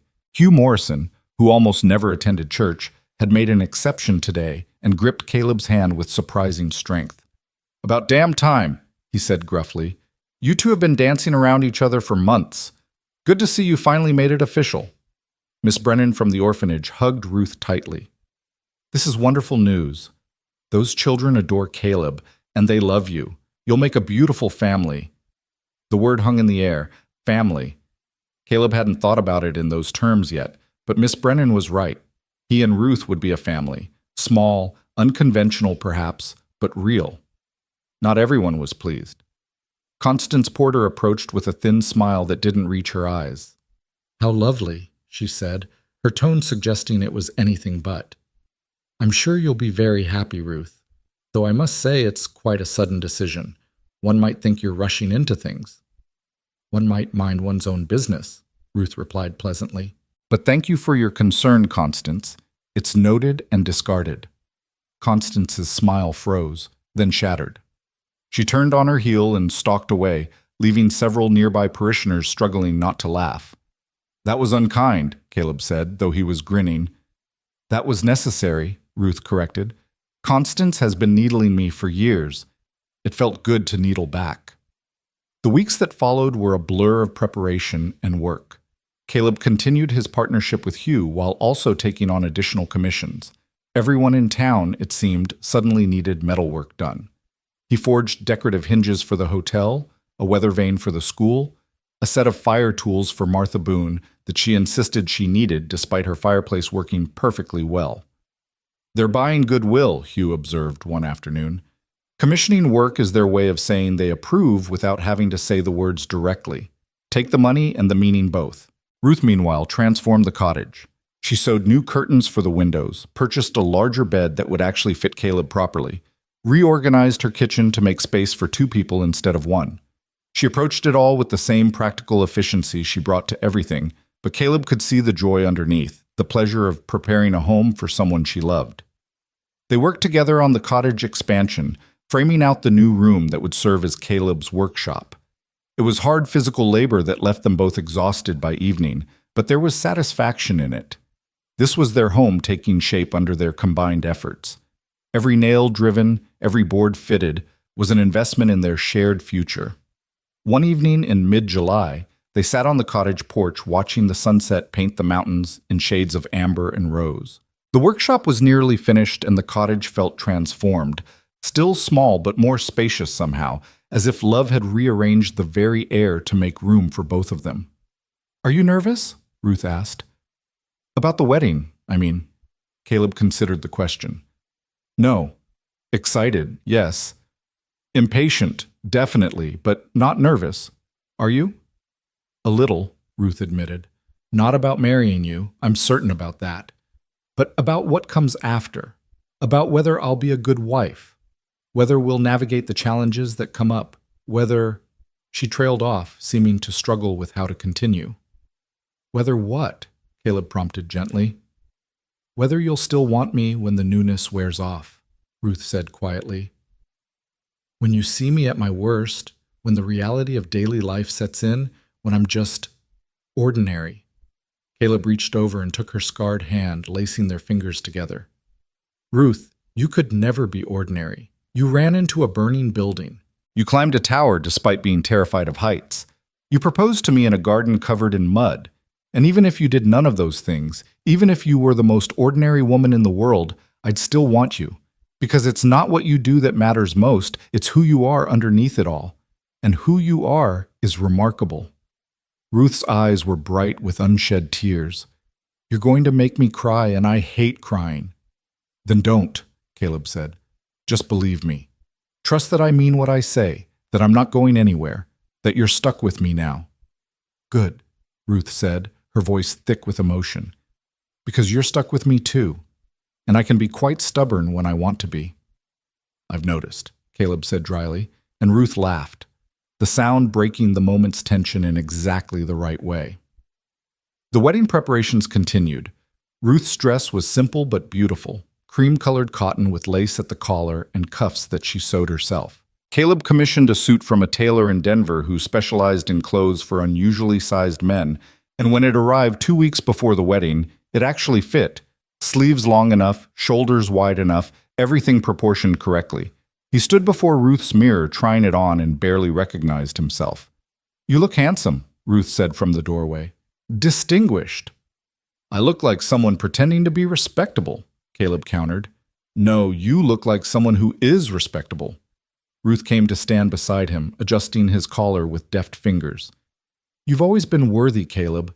The suit just makes it obvious to people who couldn't see it before."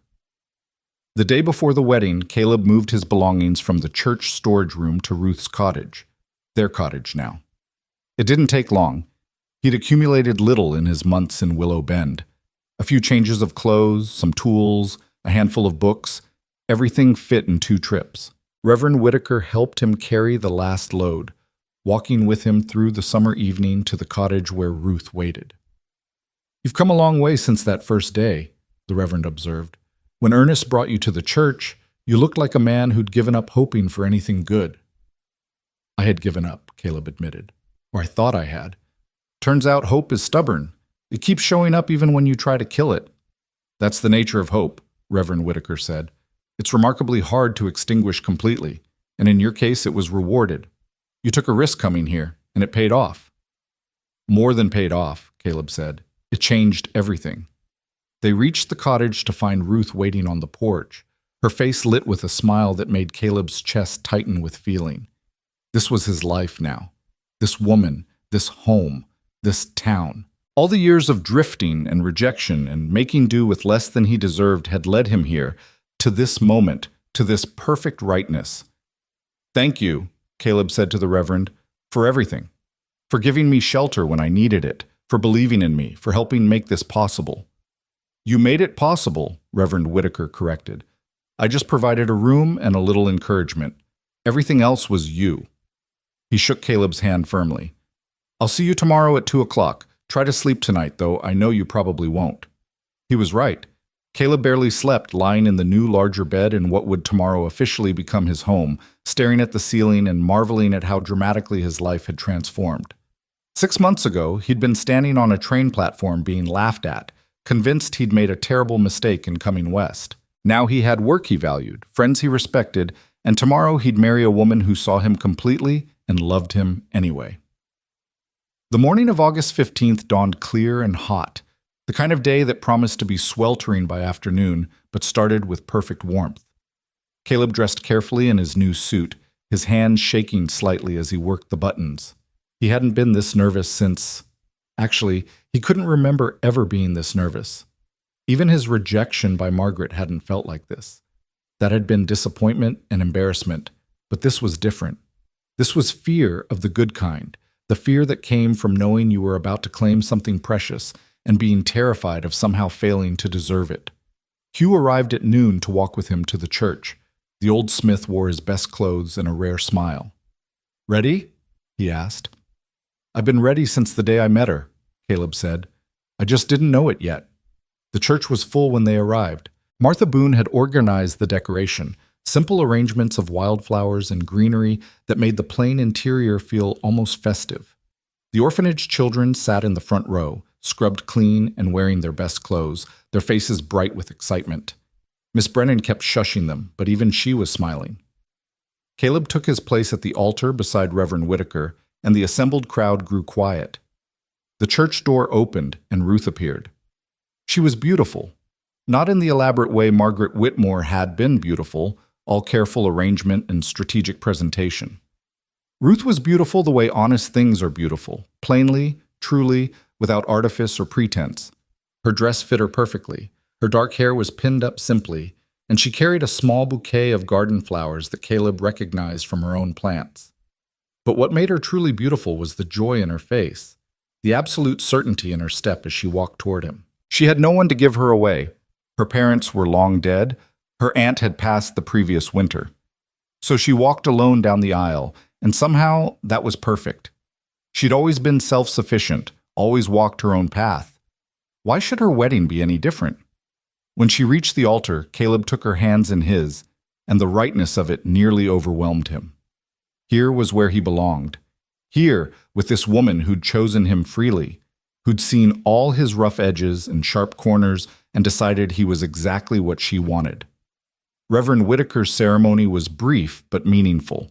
He spoke about the courage it took to commit to another person, about the way marriage required daily choosing, about how the best partnerships were between people who made each other braver. "Do you, Caleb Thorne, take Ruth Callahan to be your lawfully wedded wife? To have and to hold from this day forward, for better or worse, for richer or poorer, in sickness and in health, until death do you part?"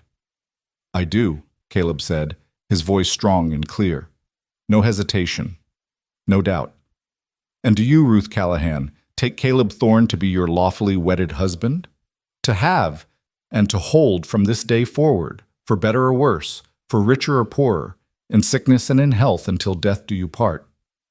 "I do," Ruth said, squeezing his hands. "Absolutely I do."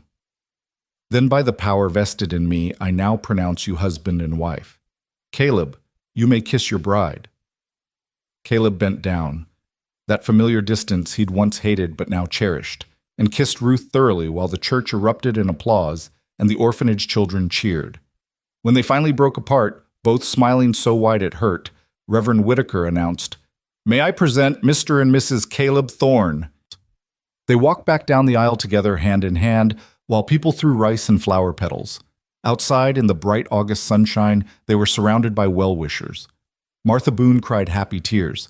Hugh clapped Caleb on the back hard enough to bruise. The orphanage children mobbed them, hugging both Ruth and Caleb with the unreserved affection of the young. Someone had organized a reception at the town hall, tables laden with food brought by various townspeople, music provided by a local fiddler, decorations that were simple but cheerful. It was modest by city standards, but to Caleb it was perfect. This was his community celebrating with him, accepting him fully into their midst. He danced with Ruth, awkwardly at first because he'd never been graceful, but she laughed and didn't seem to mind when he stepped on her feet. He danced with Martha Boone, with Miss Brennan, even with a few of the bolder orphanage girls who giggled throughout. He ate too much, drank some of the celebratory whiskey that Samuel Boone produced, and felt happier than he could ever remember feeling. As the afternoon stretched toward evening, he and Ruth slipped away from the party, walking hand in hand back toward their cottage, their home.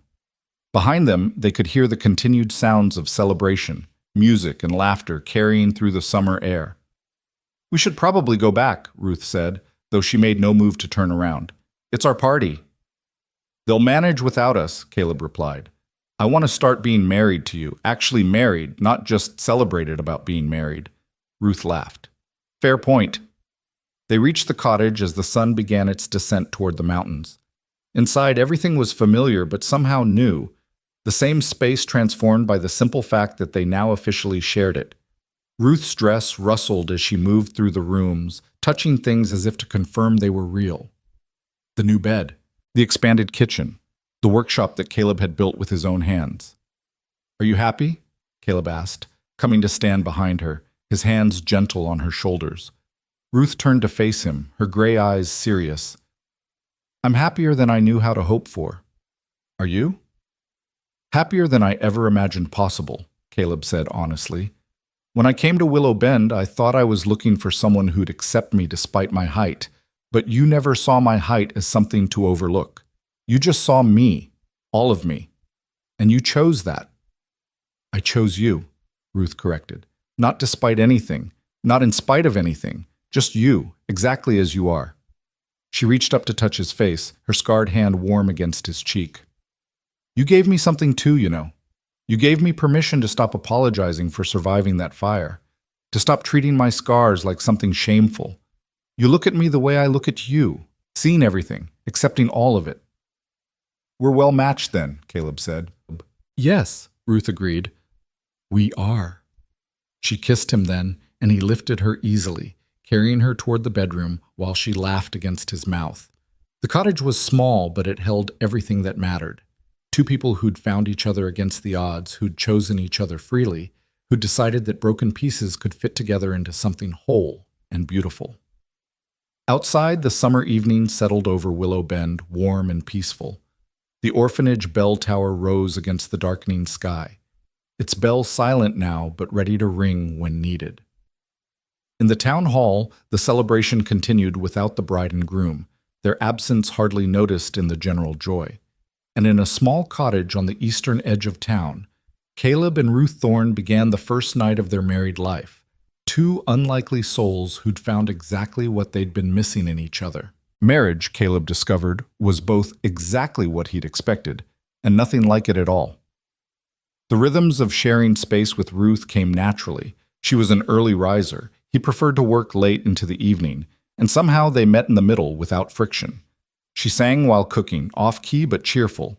He had a habit of leaving tools scattered around his workshop that drove her to distraction until she simply designated one corner as his organized chaos zone and refused to comment on it further.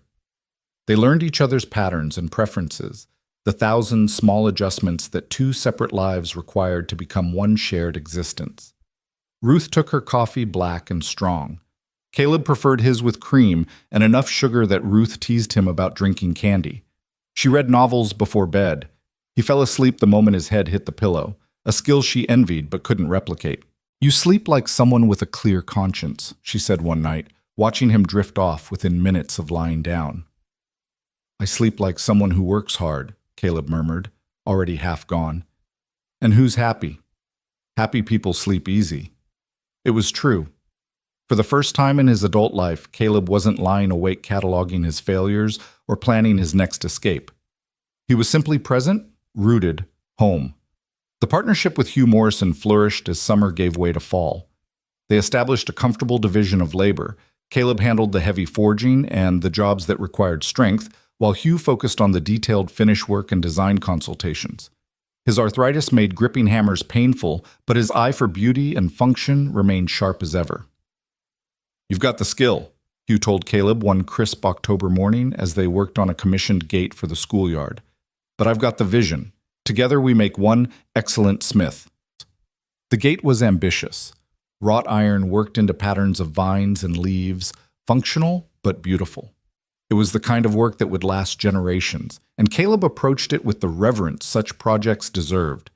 Every joint had to be perfect, every weld had to be invisible, every curve had to flow naturally into the next. Ruth came by the forge that afternoon carrying lunch wrapped in cloth. She'd developed a habit of bringing him food, claiming he'd forget to eat otherwise, which was probably true. He got lost in the work sometimes, hours passing without notice, until his stomach reminded him forcefully that bodies needed fuel. "That's coming along beautifully," she said, studying the partially completed gate.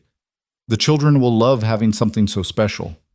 "It's for them and for us," Caleb said, accepting the sandwich she offered. "Every piece of good work we put into this town is an investment in our future here, and making Willow Bend the kind of place people want to stay." "Spoken like a man who's planning to be here a long time," Hugh observed. "Forever, if I have my way," Caleb replied, looking at Ruth.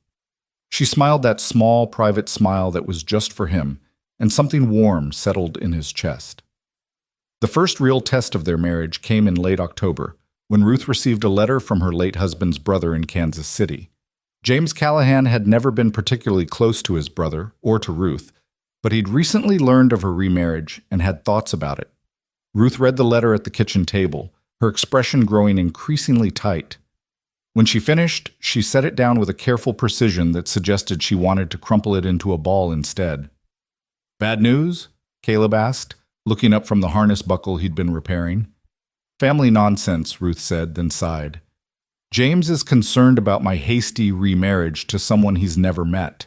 He's suggesting I may have been taken advantage of, that perhaps I should reconsider, that a proper mourning period for his brother should have lasted longer." "It's been 4 years since your husband died," Caleb said carefully. "I'm aware. James is apparently less aware, or less concerned with facts than with appearances." Ruth picked up the letter again, scanning it with visible irritation. "He's also concerned about the financial implications, which is rich considering he never offered any support when I actually needed it." Caleb set down his work and moved to sit beside her. "Do you need to respond?" "I should probably send something," Ruth said, if only to tell him to mind his own business in the politest terms possible. She was quiet for a moment, then added, "Does it bother you that people question our marriage?" "Some people will always question," Caleb said. "Margaret Whitmore still acts like I'm some kind of mistake she narrowly avoided. Constance Porter looks at us like we're a curiosity, but their opinions don't change what we have. They don't make it less real." "No, they don't," Ruth agreed. She reached for his hand, lacing their fingers together. "I just hate that people assume I'm not capable of making my own decisions, that I must have been manipulated or rushed or confused, as if I'm not a grown woman with a perfectly functional brain." "Write him back," Caleb suggested. "Tell him you're happy, that I'm treating you well, and that his concern, while noted, is unnecessary. Kill him with courtesy." Ruth laughed despite her frustration. "Kill him with courtesy. I like that." She pulled out paper and pen and began drafting a response, reading parts aloud as she went. Caleb listened and offered suggestions, and together they crafted a letter that was polite but firm, gracious, but unbending. By the time Ruth sealed it, she looked satisfied rather than angry. "Thank you," she said, "for not making this weird. Some men would be offended or defensive." "Some men are idiots," Caleb replied. "I'm trying not to be one of them." "You're succeeding," Ruth said, and kissed him soundly. November brought the first serious snow, heavy wet flakes that buried the town in white and turned roads into treacherous mud. Caleb spent 2 days helping dig out neighbors who'd gotten snowed in, his height and strength making him particularly useful for reaching roofs that needed clearing. Ruth worked with Martha Boone and other women organizing food deliveries to elderly residents who couldn't venture out safely. It was the kind of community response that Caleb had heard about but never experienced personally. Everyone pitching in because that's what you did, because your neighbor's well-being was your well-being. In cities, he'd noticed, people could starve 10 feet from plenty because nobody knew their names. But in Willow Bend, everybody knew everybody, for better and worse. The gossip could be suffocating, but the support in hard times was real and immediate. One afternoon, while helping Samuel Boone clear snow from the general store roof, Caleb looked out across the town and felt something shift inside him. This wasn't just where he lived anymore. This was home in a way nowhere else had ever been. These people, with all their flaws and judgments, were his people. This place, with its harsh winters and small-town complications, was his place. "You've got that look," Samuel said, following his gaze. "What look?" "The look of a man who's realized he belongs somewhere." Samuel drove his shovel into the snowbank. "I had the same look when I married Martha, and we decided to stay in Willow Bend instead of moving to Denver like we'd planned. It's the look of putting down roots so deep they'll never pull up." "That obvious?" Caleb asked. "To anyone paying attention, yes." Samuel clapped him on the shoulder. "It's a good look. Wear it well." The Christmas season brought new challenges. Ruth wanted to host a dinner for friends, but the cottage was small and Caleb was large, which created spatial mathematics that seemed impossible. "We'll make it work," Ruth insisted, already planning the menu. "Martha and Samuel, Hugh, Reverend Whitaker, maybe Miss Brennan, and a few of the older orphanage children. We'll squeeze in." "Squeeze is right," Caleb said, eyeing their modest dining table. "I take up the space of 2 regular people. We'll need to figure out seating." They solved it by borrowing benches from the church and arranging everything buffet style so people could eat wherever they found space.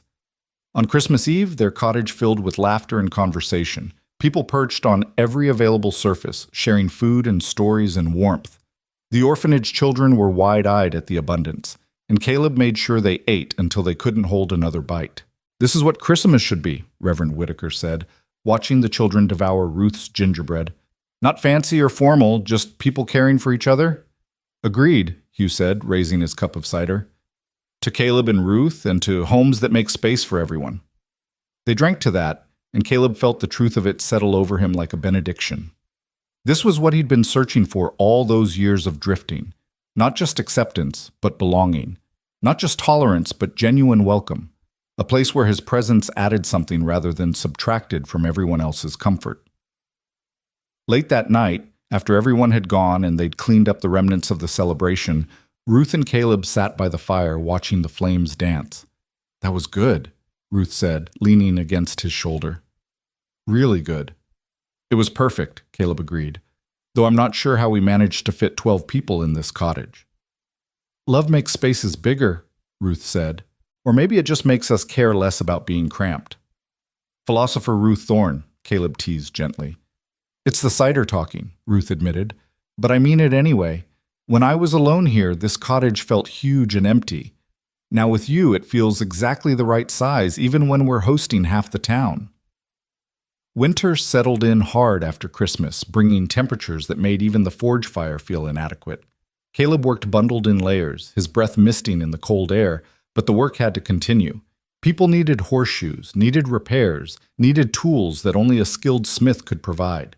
Hugh's arthritis worsened in the cold, leaving Caleb to handle most of the physical labor, while Hugh managed the business side and did what finish work his hands could tolerate.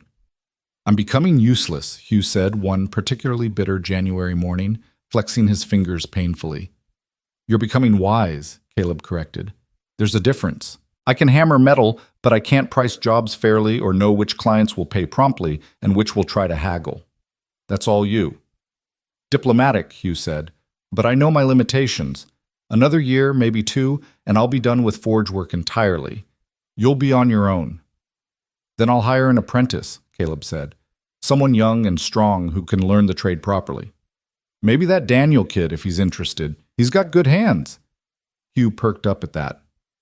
Daniel Peterson? Jack's son? He'd be a good choice. Smart boy. Eager.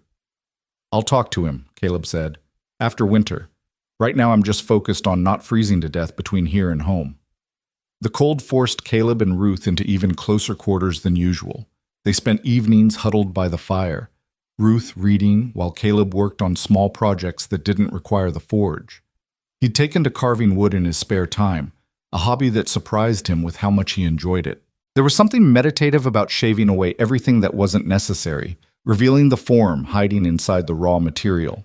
He made Ruth a jewelry box with a false bottom for storing precious things. He carved a set of toys for the orphanage children, horses and wagons and dolls that he sanded until they were smooth as silk. He made a walking stick for Reverend Whitaker with intricate knotwork in the handle. Each piece was a gift, a way of saying thank you to the people who'd made space for him in their lives. You're good at this, Ruth observed one evening, watching him work on a decorative panel that would eventually be part of a hope chest he was building. Have you always carved? My father taught me when I was young, Caleb said, carefully cutting a leaf pattern into the wood. Said a man should be able to make beautiful things with his hands, not just functional ones. I forgot about it for a while, got too focused on smithing. But it's coming back. I'm glad, Ruth said. You have gentleness in you that the forge work doesn't always let you express. This does. It was an astute observation, and it made Caleb pause in his work to look at her properly. She was knitting something, a scarf maybe, or a blanket, her scarred hand managing the needles with the same competence it brought to everything else. She taught herself to compensate for the stiffness, to work around the limitations the burn had imposed. It was just one more example of her quiet strength, her refusal to let circumstances define what she could accomplish. What? She asked, noticing his gaze. Nothing. Just thinking about how lucky I am. We're lucky, Ruth corrected. Both of us. We found each other when we'd both stopped looking. That's not luck. That's something better. That's fate, maybe. Or grace. I'll take either, Caleb said, returning to his carving. February brought a crisis that tested the community in ways they hadn't anticipated. Influenza swept through Willow Bend, laying low young and old alike. The doctor, an elderly man who'd been considering retirement, worked himself to exhaustion trying to treat everyone. Ruth volunteered to help, her experience nursing her first husband through his final illness, making her invaluable. Caleb worried every time she left the cottage to tend the sick. Influenza killed indiscriminately, and the thought of losing her to disease after everything they'd built together was almost more than he could bear. But Ruth was adamant. I have to help, she said, packing supplies for another day of nursing. These are our neighbors, our friends. I can't just hide at home because I'm afraid. I know, Caleb said, though his stomach clenched with anxiety. Just be careful, please. I will. And you be careful too. Don't visit anyone sick unless absolutely necessary. I can't nurse you and everyone else. The epidemic lasted 3 weeks. 4 people died, including one of the orphanage children, a little girl named Emma who'd been at their Christmas dinner laughing over gingerbread. The town mourned collectively, the grief all the sharper for being shared. Caleb built Emma's coffin, making it beautiful because she'd deserved beauty in her short life. He carved flowers into the lid and sanded it until it gleamed, working through tears he didn't bother to hide.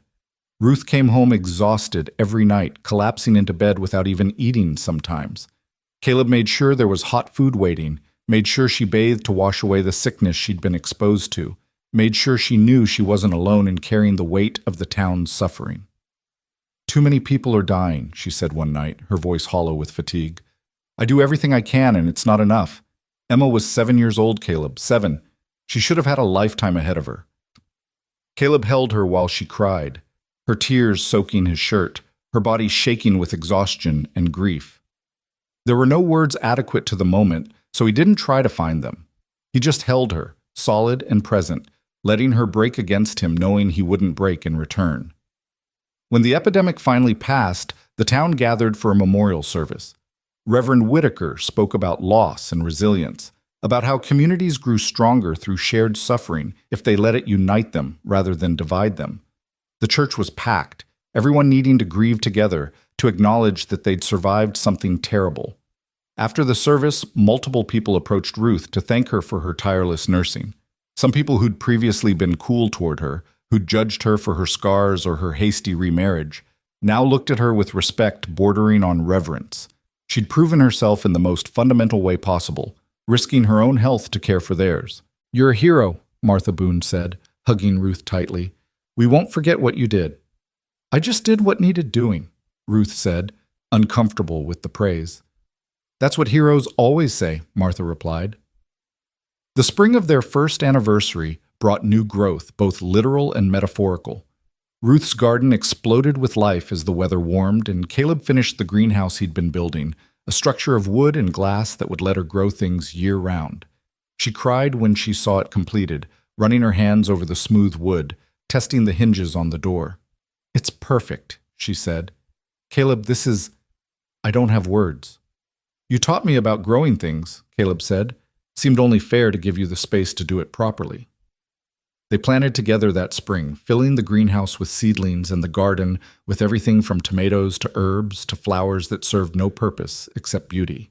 Caleb discovered he enjoyed the work, the feel of dirt under his hands, the satisfaction of watching things grow from tiny seeds into substantial plants. It was different from smithing, but related somehow, both requiring patience and attention and faith that your efforts would produce results. Hugh officially announced his retirement in April, though he continued to come by the forge most days to supervise and offer advice. True to Caleb's prediction, Daniel Peterson signed on as an apprentice, bringing youthful energy and genuine interest to the work. The boy was tall himself, though not as tall as Caleb, and he asked thoughtful questions about technique and process. "He reminds me of myself at that age," Caleb told Ruth one evening.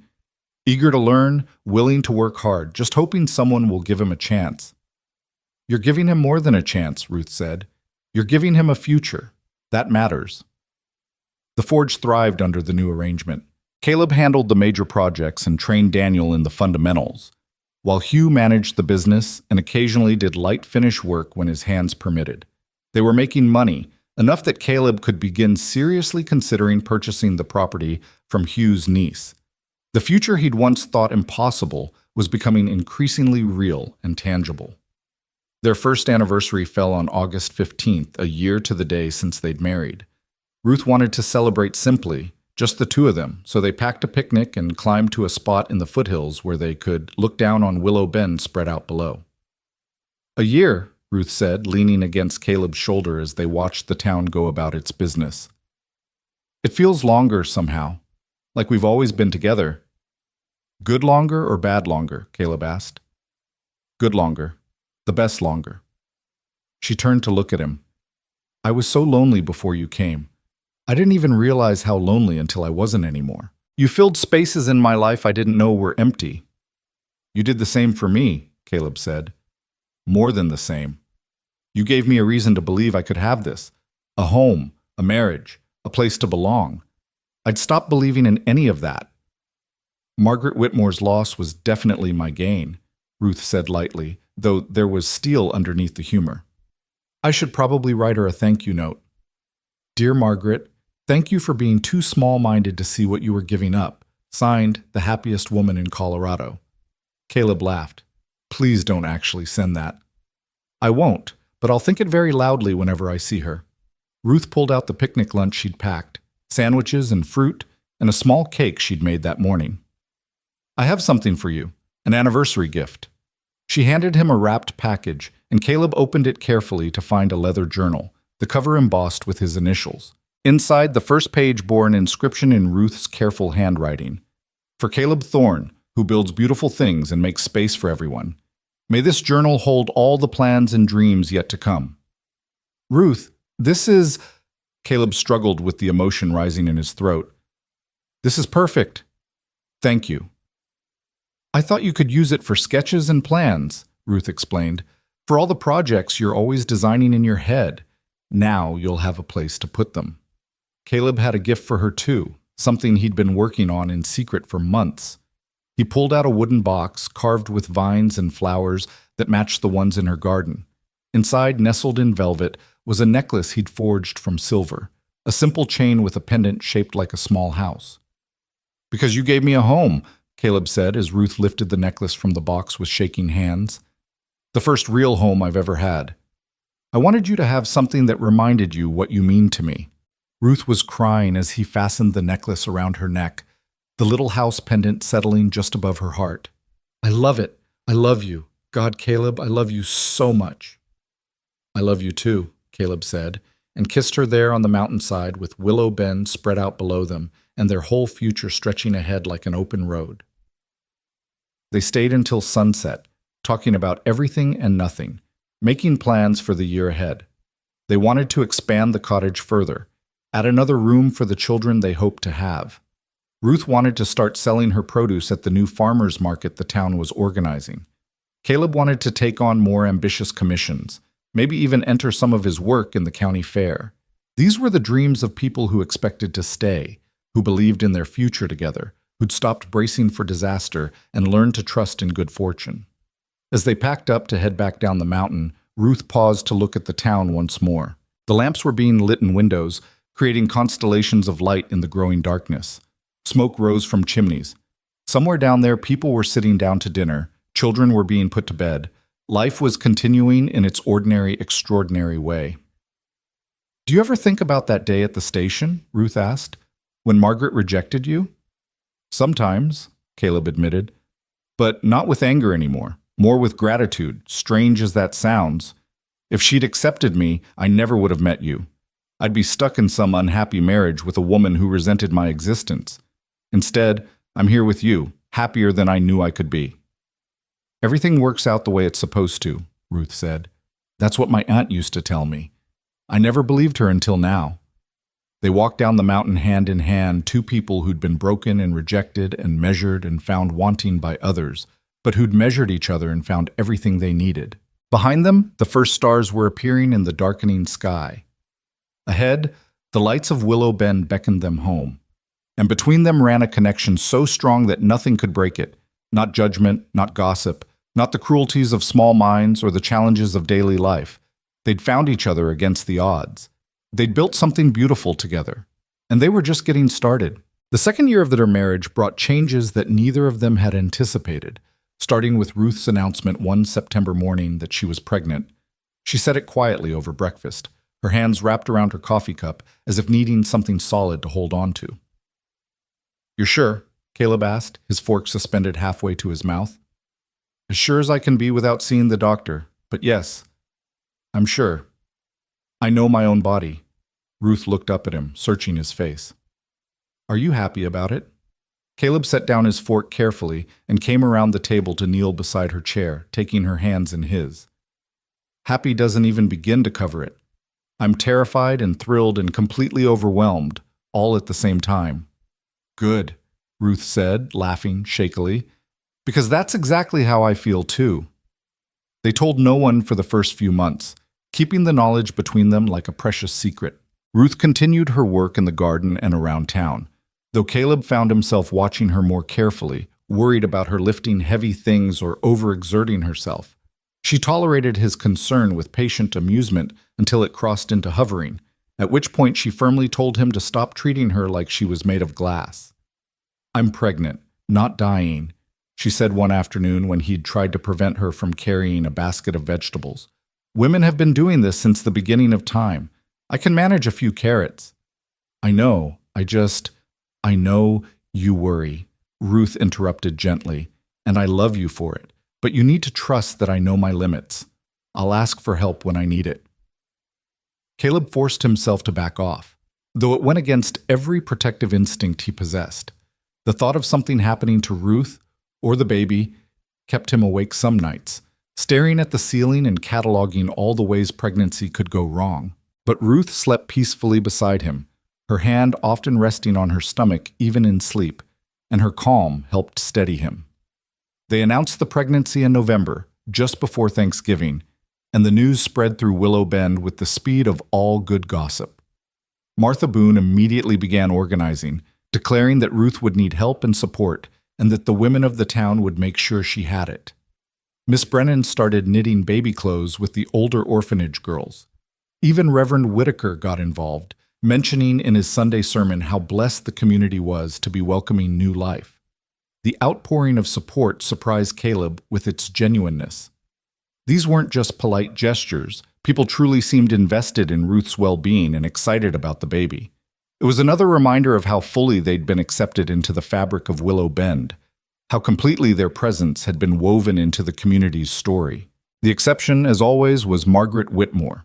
She said nothing about the pregnancy directly, but Caleb overheard her telling Constance Porter that it was rather improper how quickly Ruth had gotten in the family way, and that one hoped the child wouldn't inherit unfortunate proportions from the father. Ruth, when Caleb relayed this to her, laughed until tears ran down her face. Unfortunate proportions, as if height is a curse. God, that woman is ridiculous. She bothers you less than she used to, Caleb observed. Because I have everything she doesn't, Ruth said simply. I have love, real love, the kind that doesn't care about proportions or propriety.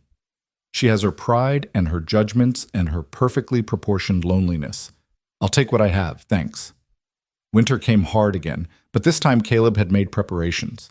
He'd insulated the cottage better, laid in extra firewood, made sure the greenhouse was secure against the cold. Ruth moved through her pregnancy with surprising ease, her body adapting to the changes with a resilience that matched everything else about her. She grew rounder through December and January, her dresses letting out as far as they could go until Martha Boone brought over maternity clothes that had belonged to her daughter. Sarah's married now and living in Kansas, Martha explained. She won't need these again. Ruth might as well get use from them. The women of Willow Bend took turns checking on Ruth, bringing food and company, making sure she wasn't isolated during the long winter months.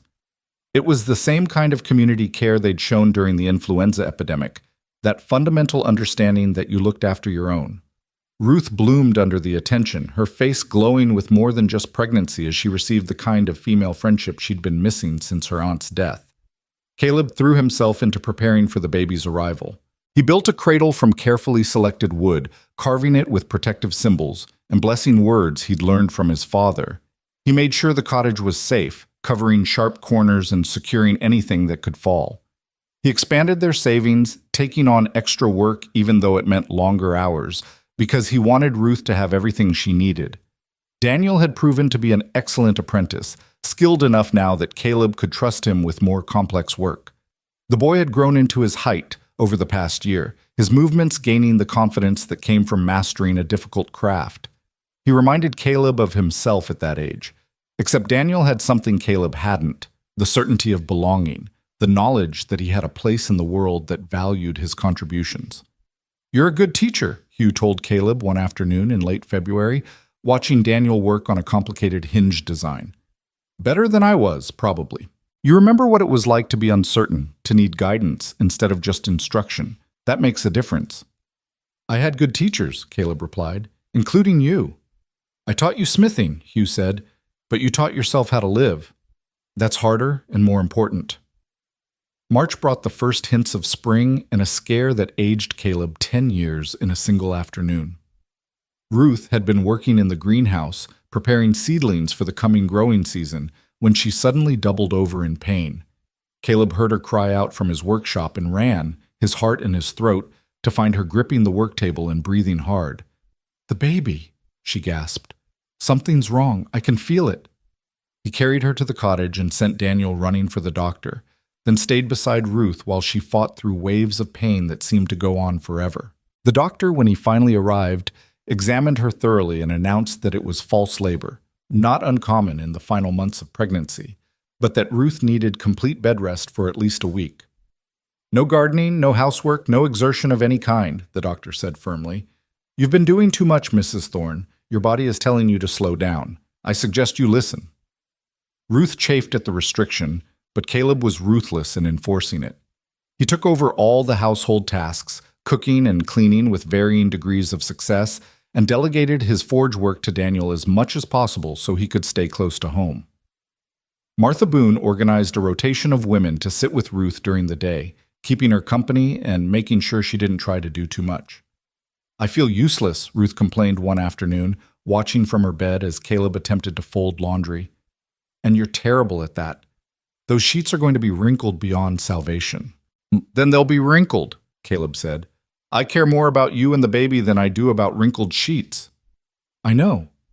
But watching you struggle is almost worse than being stuck in bed." She paused, her hand moving to her belly. "The baby's moving. Come feel." Caleb set down the laundry and sat beside her on the bed, placing his large hand where she directed. For a moment, nothing happened. Then he felt it. A small but definite push against his palm, like the baby was saying hello. "That's our child," Ruth said softly.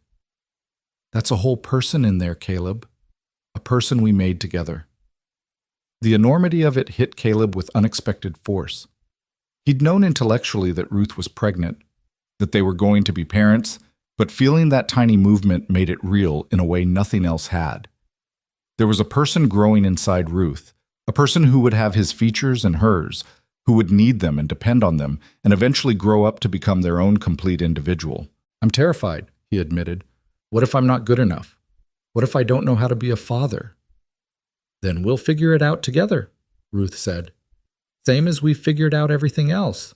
Neither of us had perfect childhoods or perfect examples, but we have each other and we have love, and that's more than some people start with." "When did you get so wise?" Caleb asked. "Bed rest gives you a lot of time to think," Ruth said, "and I've been thinking about how much we've both changed since we met. You're not the rejected mail-order husband standing alone on a train platform anymore. I'm not the lonely widow hiding in her garden. We've become something better together. I have to believe we'll do the same as parents." April brought warm weather and Ruth's release from bed rest. She emerged from the cottage like a prisoner freed from jail, standing in her garden and breathing deep lungfuls of spring air while Caleb watched nervously in case she overexerted herself. But she was careful now, mindful of her limitations, doing light work and asking for help when she needed it. The baby was due in early May, according to the doctor's calculations, but May 1st came and went with no sign of labor beginning. May 5th passed, then May 10th. Ruth grew increasingly uncomfortable as the baby seemed in no hurry to make an appearance, her back aching and her sleep disturbed by the sheer physical awkwardness of being so heavily pregnant. "I'm going to be pregnant forever," she said on May 12th, shifting position for the 100th time trying to get comfortable. "This baby is never coming out. I'm going to be enormous and miserable for the rest of my life." "The baby will come when it's ready," Caleb said, though he was getting worried himself. "The doctor said it could be any day now." "The doctor has been saying that for 2 weeks," Ruth grumbled. "I'm starting to think he doesn't actually know anything." Labor finally began on May 15th, at 3 in the morning when sensible people were sleeping. Ruth woke Caleb with a hand on his shoulder and a calm announcement that her water had broken and the contractions were starting. Caleb, who'd been so certain he'd remain calm when the moment came, immediately panicked.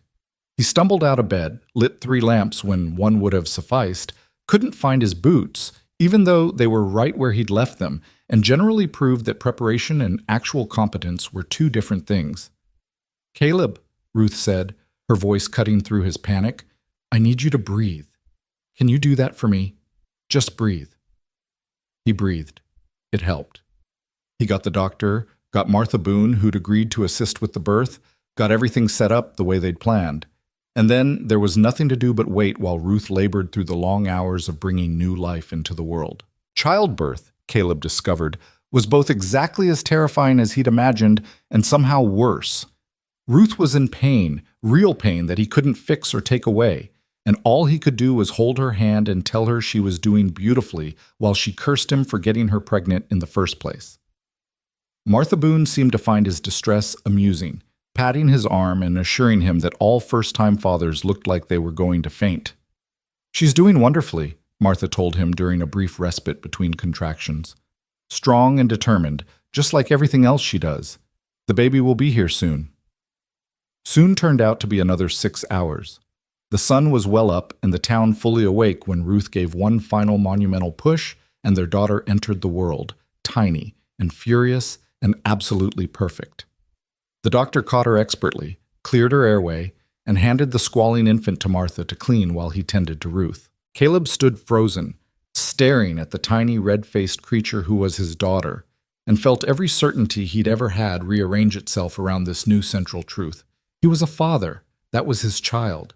Nothing in his life would ever be the same or matter quite as much as making sure this small person was safe and loved and given every opportunity to thrive. "Do you want to hold her?" Martha asked, approaching with the now swaddled baby. "Meet your daughter properly?"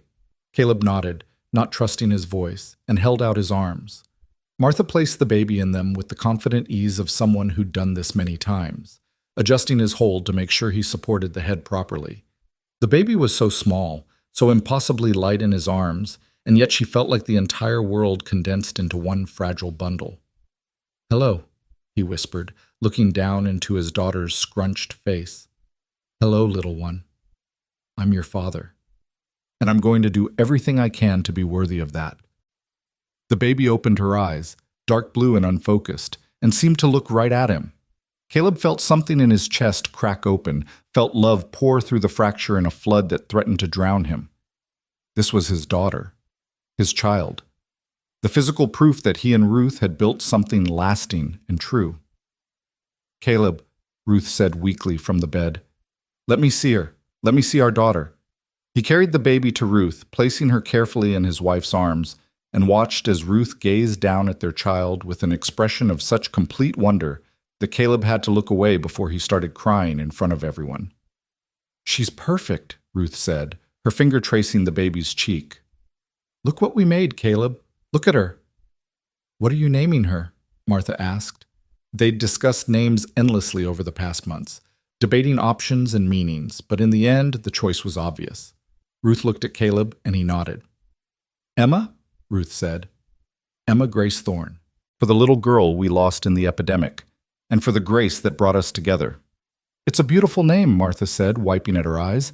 Emma would have been honored. Word of the baby's birth spread through Willow Bend with characteristic speed. By afternoon, people began arriving with gifts, blankets and clothes and toys, food for the new parents, flowers for Ruth. The cottage filled with well-wishers, all wanting to meet little Emma and congratulate the Thornes on their new arrival. Even Reverend Whitaker came, holding the baby with the practiced ease of someone who'd blessed many infants, and pronouncing her a miracle worth celebrating. The orphanage children arrived in a carefully supervised group, their faces awestruck as they got to see a real baby up close. Thomas Chen, now 9 years old and sturdy with health, asked if he could hold her, and Caleb carefully placed Emma in the boy's arms under close supervision. "She's so little," Thomas said, his voice filled with wonder. "Was I ever this little?" "You were," Miss Brennan confirmed. "All babies are little. They grow surprisingly fast, though." The only person who didn't come to visit or send congratulations was Margaret Whitmore. Caleb tried not to care, tried to tell himself that her opinion didn't matter, but some small part of him still felt the sting of her original rejection. She'd looked at him and seen only his height, had deemed him unworthy without bothering to know him. And now he had everything, a wife who loved him, a daughter who was perfect, a place in a community that valued him. Margaret had her pride and her perfect proportions, and nothing else. "Stop thinking about her," Ruth said that evening after everyone had finally gone and they were alone with Emma. "I can tell when you're thinking about Margaret because you get this particular expression, like you've bitten into something sour." "How do you know I was thinking about her?" "Because she's the only person in Willow Bend who didn't acknowledge Emma's birth," Ruth said. "And because you're human, and humans notice when they're snubbed even when they know they shouldn't care." "I shouldn't care," Caleb admitted. "But you're right, I do. Some part of me still wants her to see that she was wrong about me." "She was wrong about you," Ruth said firmly. "But her being wrong doesn't require her acknowledgement. You know your worth now. I know it. Emma will know it. Margaret's opinion is irrelevant." "When did you get so wise?" Caleb asked for the second time in as many months. "Childbirth gives you perspective," Ruth replied. "When you've pushed a whole person out of your body, other people's judgments seem fairly trivial." They fell into the exhausting rhythm of new parenthood, the endless cycle of feeding and changing and soothing a tiny creature who had no concept of day or night. Caleb had never been so tired in his life, But he'd also never been so filled with purpose. Every time Emma cried and he managed to soothe her, every time she gripped his finger with her tiny hand, every time she looked at him with her unfocused baby gaze, he felt like he was exactly where he was meant to be. The forge work suffered somewhat as Caleb tried to balance his responsibilities. Daniel stepped up magnificently, handling more of the daily work and only consulting Caleb on complex projects or difficult decisions. Hugh, whose health had been declining, rarely came to the forge anymore, but he sent messages of advice and encouragement through his neighbor. "Tell Caleb not to worry about the forge," Hugh's latest message read. "Babies are more important than ironwork. The metal will wait, children grow too fast." It was good advice, and Caleb tried to follow it. But money was tight with the extra expenses of a new baby, and he felt the pressure to provide, to make sure Ruth and Emma had everything they needed. He took on work he probably should have refused, stayed at the forge later than he should have, pushed himself harder than was wise. Ruth noticed, of course. She noticed everything. "You're exhausted," she said one evening, watching him stumble through the door well after dark. "Caleb, you can't keep doing this. You're going to make yourself sick." "We need the money," Caleb said. "Emma needs clothes and the cradle needs a proper mattress, and you wanted to get that medicine the doctor recommended. And none of that matters if you collapse from exhaustion," Ruth interrupted. "We'll manage. We've managed through worse than tight finances, but I can't manage without you." Her words cut through his fatigue-fogged thinking. She was right, of course. He was trying so hard to provide that he was neglecting what actually mattered, being present, being healthy, being the husband and father his family needed him to be. "I'm sorry," he said. "I just want to give you everything, both of you. I want Emma to have the childhood I didn't, where money isn't always tight, and there's always enough." "Emma will have something better than money," Ruth said. "She'll have parents who love her and each other, who model what a good marriage looks like, who teach her that worth isn't measured in dollars or height or any other external metric. That's more valuable than any amount of money." Caleb pulled Ruth close, careful of Emma sleeping between them, and let himself feel the truth of what they'd built. This was his family, his home, his life. And it was enough, more than enough. It was everything. Summer came with its long days and abundant growth. Ruth's garden flourished, producing more vegetables than they could possibly eat themselves. She started selling the surplus at the farmer's market that had finally gotten organized, and discovered she had a talent for it. People liked buying from her, trusted her knowledge about plants and growing things, and she began to develop a small but loyal customer base. Emma grew with the shocking speed of all babies, changing almost daily. By July, she was smiling. By August, she was laughing, a bright gurgling sound that made both Caleb and Ruth stop whatever they were doing just to hear it. She was alert and curious, her dark blue eyes tracking movement, her tiny hands reaching for everything within grasp. "She's going to be tall," Ruth observed one afternoon, holding Emma up and noting how long she was getting. "Look at those legs. She takes after you." "God help her," Caleb said, but he was smiling. The thought of Emma being tall didn't fill him with the dread he might have expected. Maybe she would be tall. Maybe she would face some of the same challenges he had. But she'd have something he hadn't, parents who understood, who would teach her from the beginning that her height was just one aspect of who she was, neither a curse nor a defining characteristic. The harvest fair in September brought the whole town together in celebration of another successful growing season. Ruth entered some of her produce and won second place for her tomatoes, which she claimed was more exciting than first place would have been because it meant she still had room to improve. Caleb entered the gate he and Daniel had made for the schoolyard, and it won first place in the metalwork category, a blue ribbon that Daniel proudly insisted on displaying in the forge. They walked through the fair as a family, Caleb, Ruth, and Emma, bundled in a sling against Ruth's chest, and felt the weight of belonging settle over them like a benediction. People called out greetings, stopped to admire Emma, asked about the forge and the garden and their plans for the future. This was community in its truest form, not just proximity, but genuine connection, shared investment in each other's well-being and success. Even Margaret Whitmore was there, standing near the baked goods competition with Constance Porter. For the first time since Caleb had arrived in Willow Bend, their paths crossed directly with no way to avoid each other.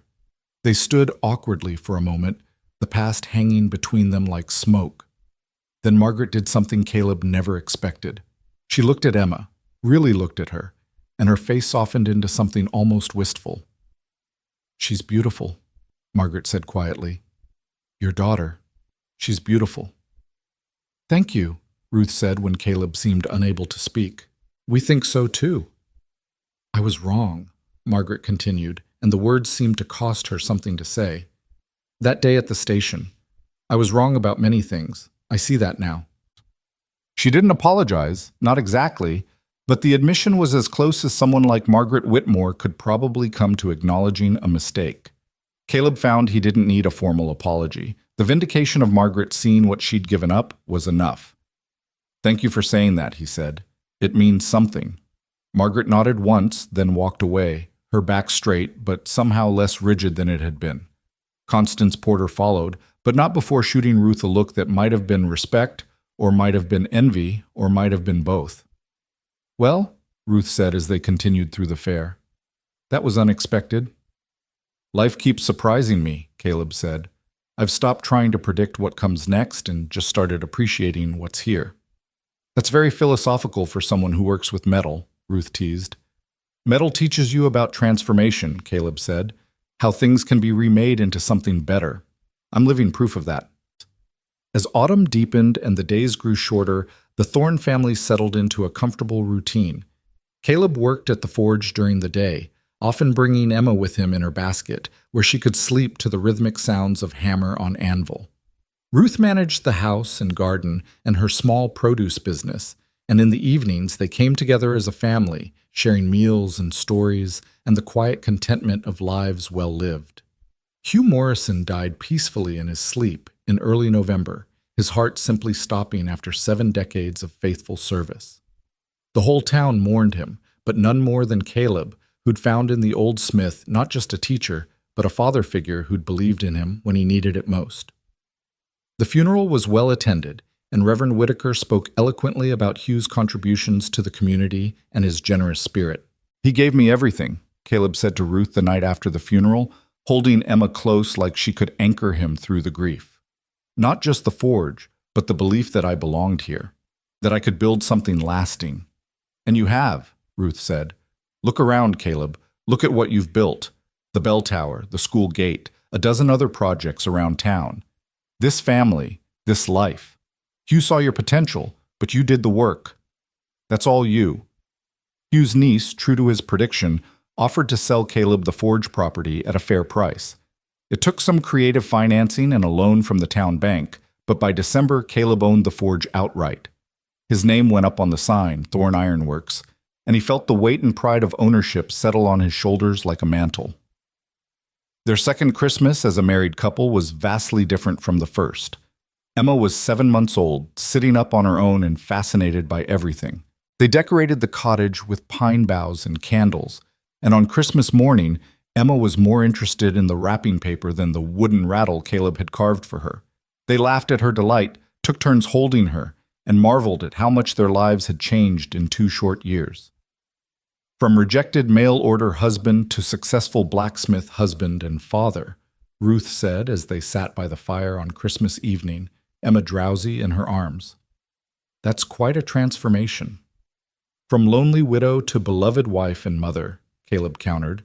"Your transformation is just as remarkable." "We transformed together," Ruth said. "That's what makes it work. We didn't just find each other. We became better versions of ourselves because of each other." It was true. Caleb was no longer the man who'd stepped off that train, shoulders hunched and spirit broken, convinced his height made him unlovable. He stood straight now, unashamed of the space he occupied, secure in the knowledge that he was valued for who he was rather than despite it.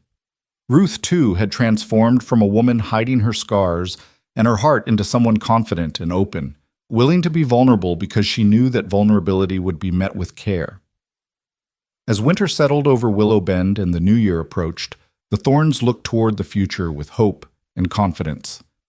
There would be challenges, certainly. There always were. Money would occasionally be tight. Emma would grow up and face difficulties of her own. The world would throw obstacles in their path that they couldn't yet foresee, but they'd face it all together, 2 people who'd been broken and rejected and told they were too much or not enough, who'd found in each other exactly what they needed.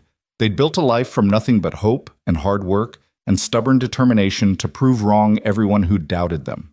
And they'd keep building, keep growing, keep making space for love and joy and all the messy, wonderful complications of being human. On a cold January evening, Caleb stood in his workshop putting the finishing touches on a project he'd been working on for weeks. It was a bench, specially designed with one side higher than the other, the proportions carefully calculated so that when Ruth sat on the low side and he sat on the high side, their shoulders would be level. He'd carved their names into the wood, along with Emma's, and a space left blank for any children who might come later. He'd made it from the strongest wood he could find, built to last generations, a physical representation of what they'd created together. Ruth came out to the workshop, Emma bundled against the cold, and stopped when she saw the bench. "Caleb," she breathed, "it's beautiful." "It's for us," he said, "for our family. I'm going to put it in front of the cottage, where we can sit and watch Emma play, and watch the town go by, and just be together." Ruth ran her hand along the smooth wood, her scarred fingers tracing the carved names. When she looked up at him, her eyes were bright with tears. "Do you remember what I told you that first day we really talked? That you looked like someone who listens more than he speaks." "I remember," Caleb said. "I was right about that, but I missed the more important truth. You're someone who builds what others only dream about. You build towers and gates and benches that last. But more than that, you build connections. You build community. You built us. This family, this life, this love that doesn't ask anyone to be smaller or quieter or less than they are." She stepped close, Emma between them, and Caleb wrapped his arms around both of them. Through the workshop window, he could see Willow Bend settling in for the night, lamps glowing in windows, smoke rising from chimneys, the bell tower he'd built standing silent, watch over it all. "Margaret Whitmore was right about one thing," Ruth said softly. "You are a giant, but not in the way she meant it. You're a giant in all the ways that matter, in kindness and strength of character, in the capacity to love and be loved. You're a giant among men, Caleb Thorne, and I'm grateful every day that you're mine." Caleb bent down, that familiar distance that had once felt like a burden but now felt like coming home, and kissed his wife while their daughter gurgled happily between them. The workshop was cold and the winter was long, but inside the circle of their family, everything was warm and right and exactly as it should be. He'd come to Willow Bend broken and rejected, convinced he was too much for anyone to love. He'd found Ruth, who showed him that being too much was just another way of saying enough. Together they'd built something that couldn't be measured in feet and inches, something that had nothing to do with proportion or propriety or anyone else's narrow definitions of acceptable. They'd built a life, a real life, the kind worth living, worth fighting for, worth celebrating in all its messy, beautiful, complicated glory. And that, Caleb thought as he held his family close, was the greatest thing he'd ever made, greater than any tower or gate or carefully crafted ironwork. This love, this family, this home where everyone fit exactly as they were. In Willow Bend, people still told the story of the mail-order husband who'd been rejected for being too tall. But they told it differently now, with the ending he'd written himself. Not a story of rejection, but of redemption. Not about being found wanting, but about being found worthy. Not about a man who was too much, but about a man who was finally, gloriously, exactly enough.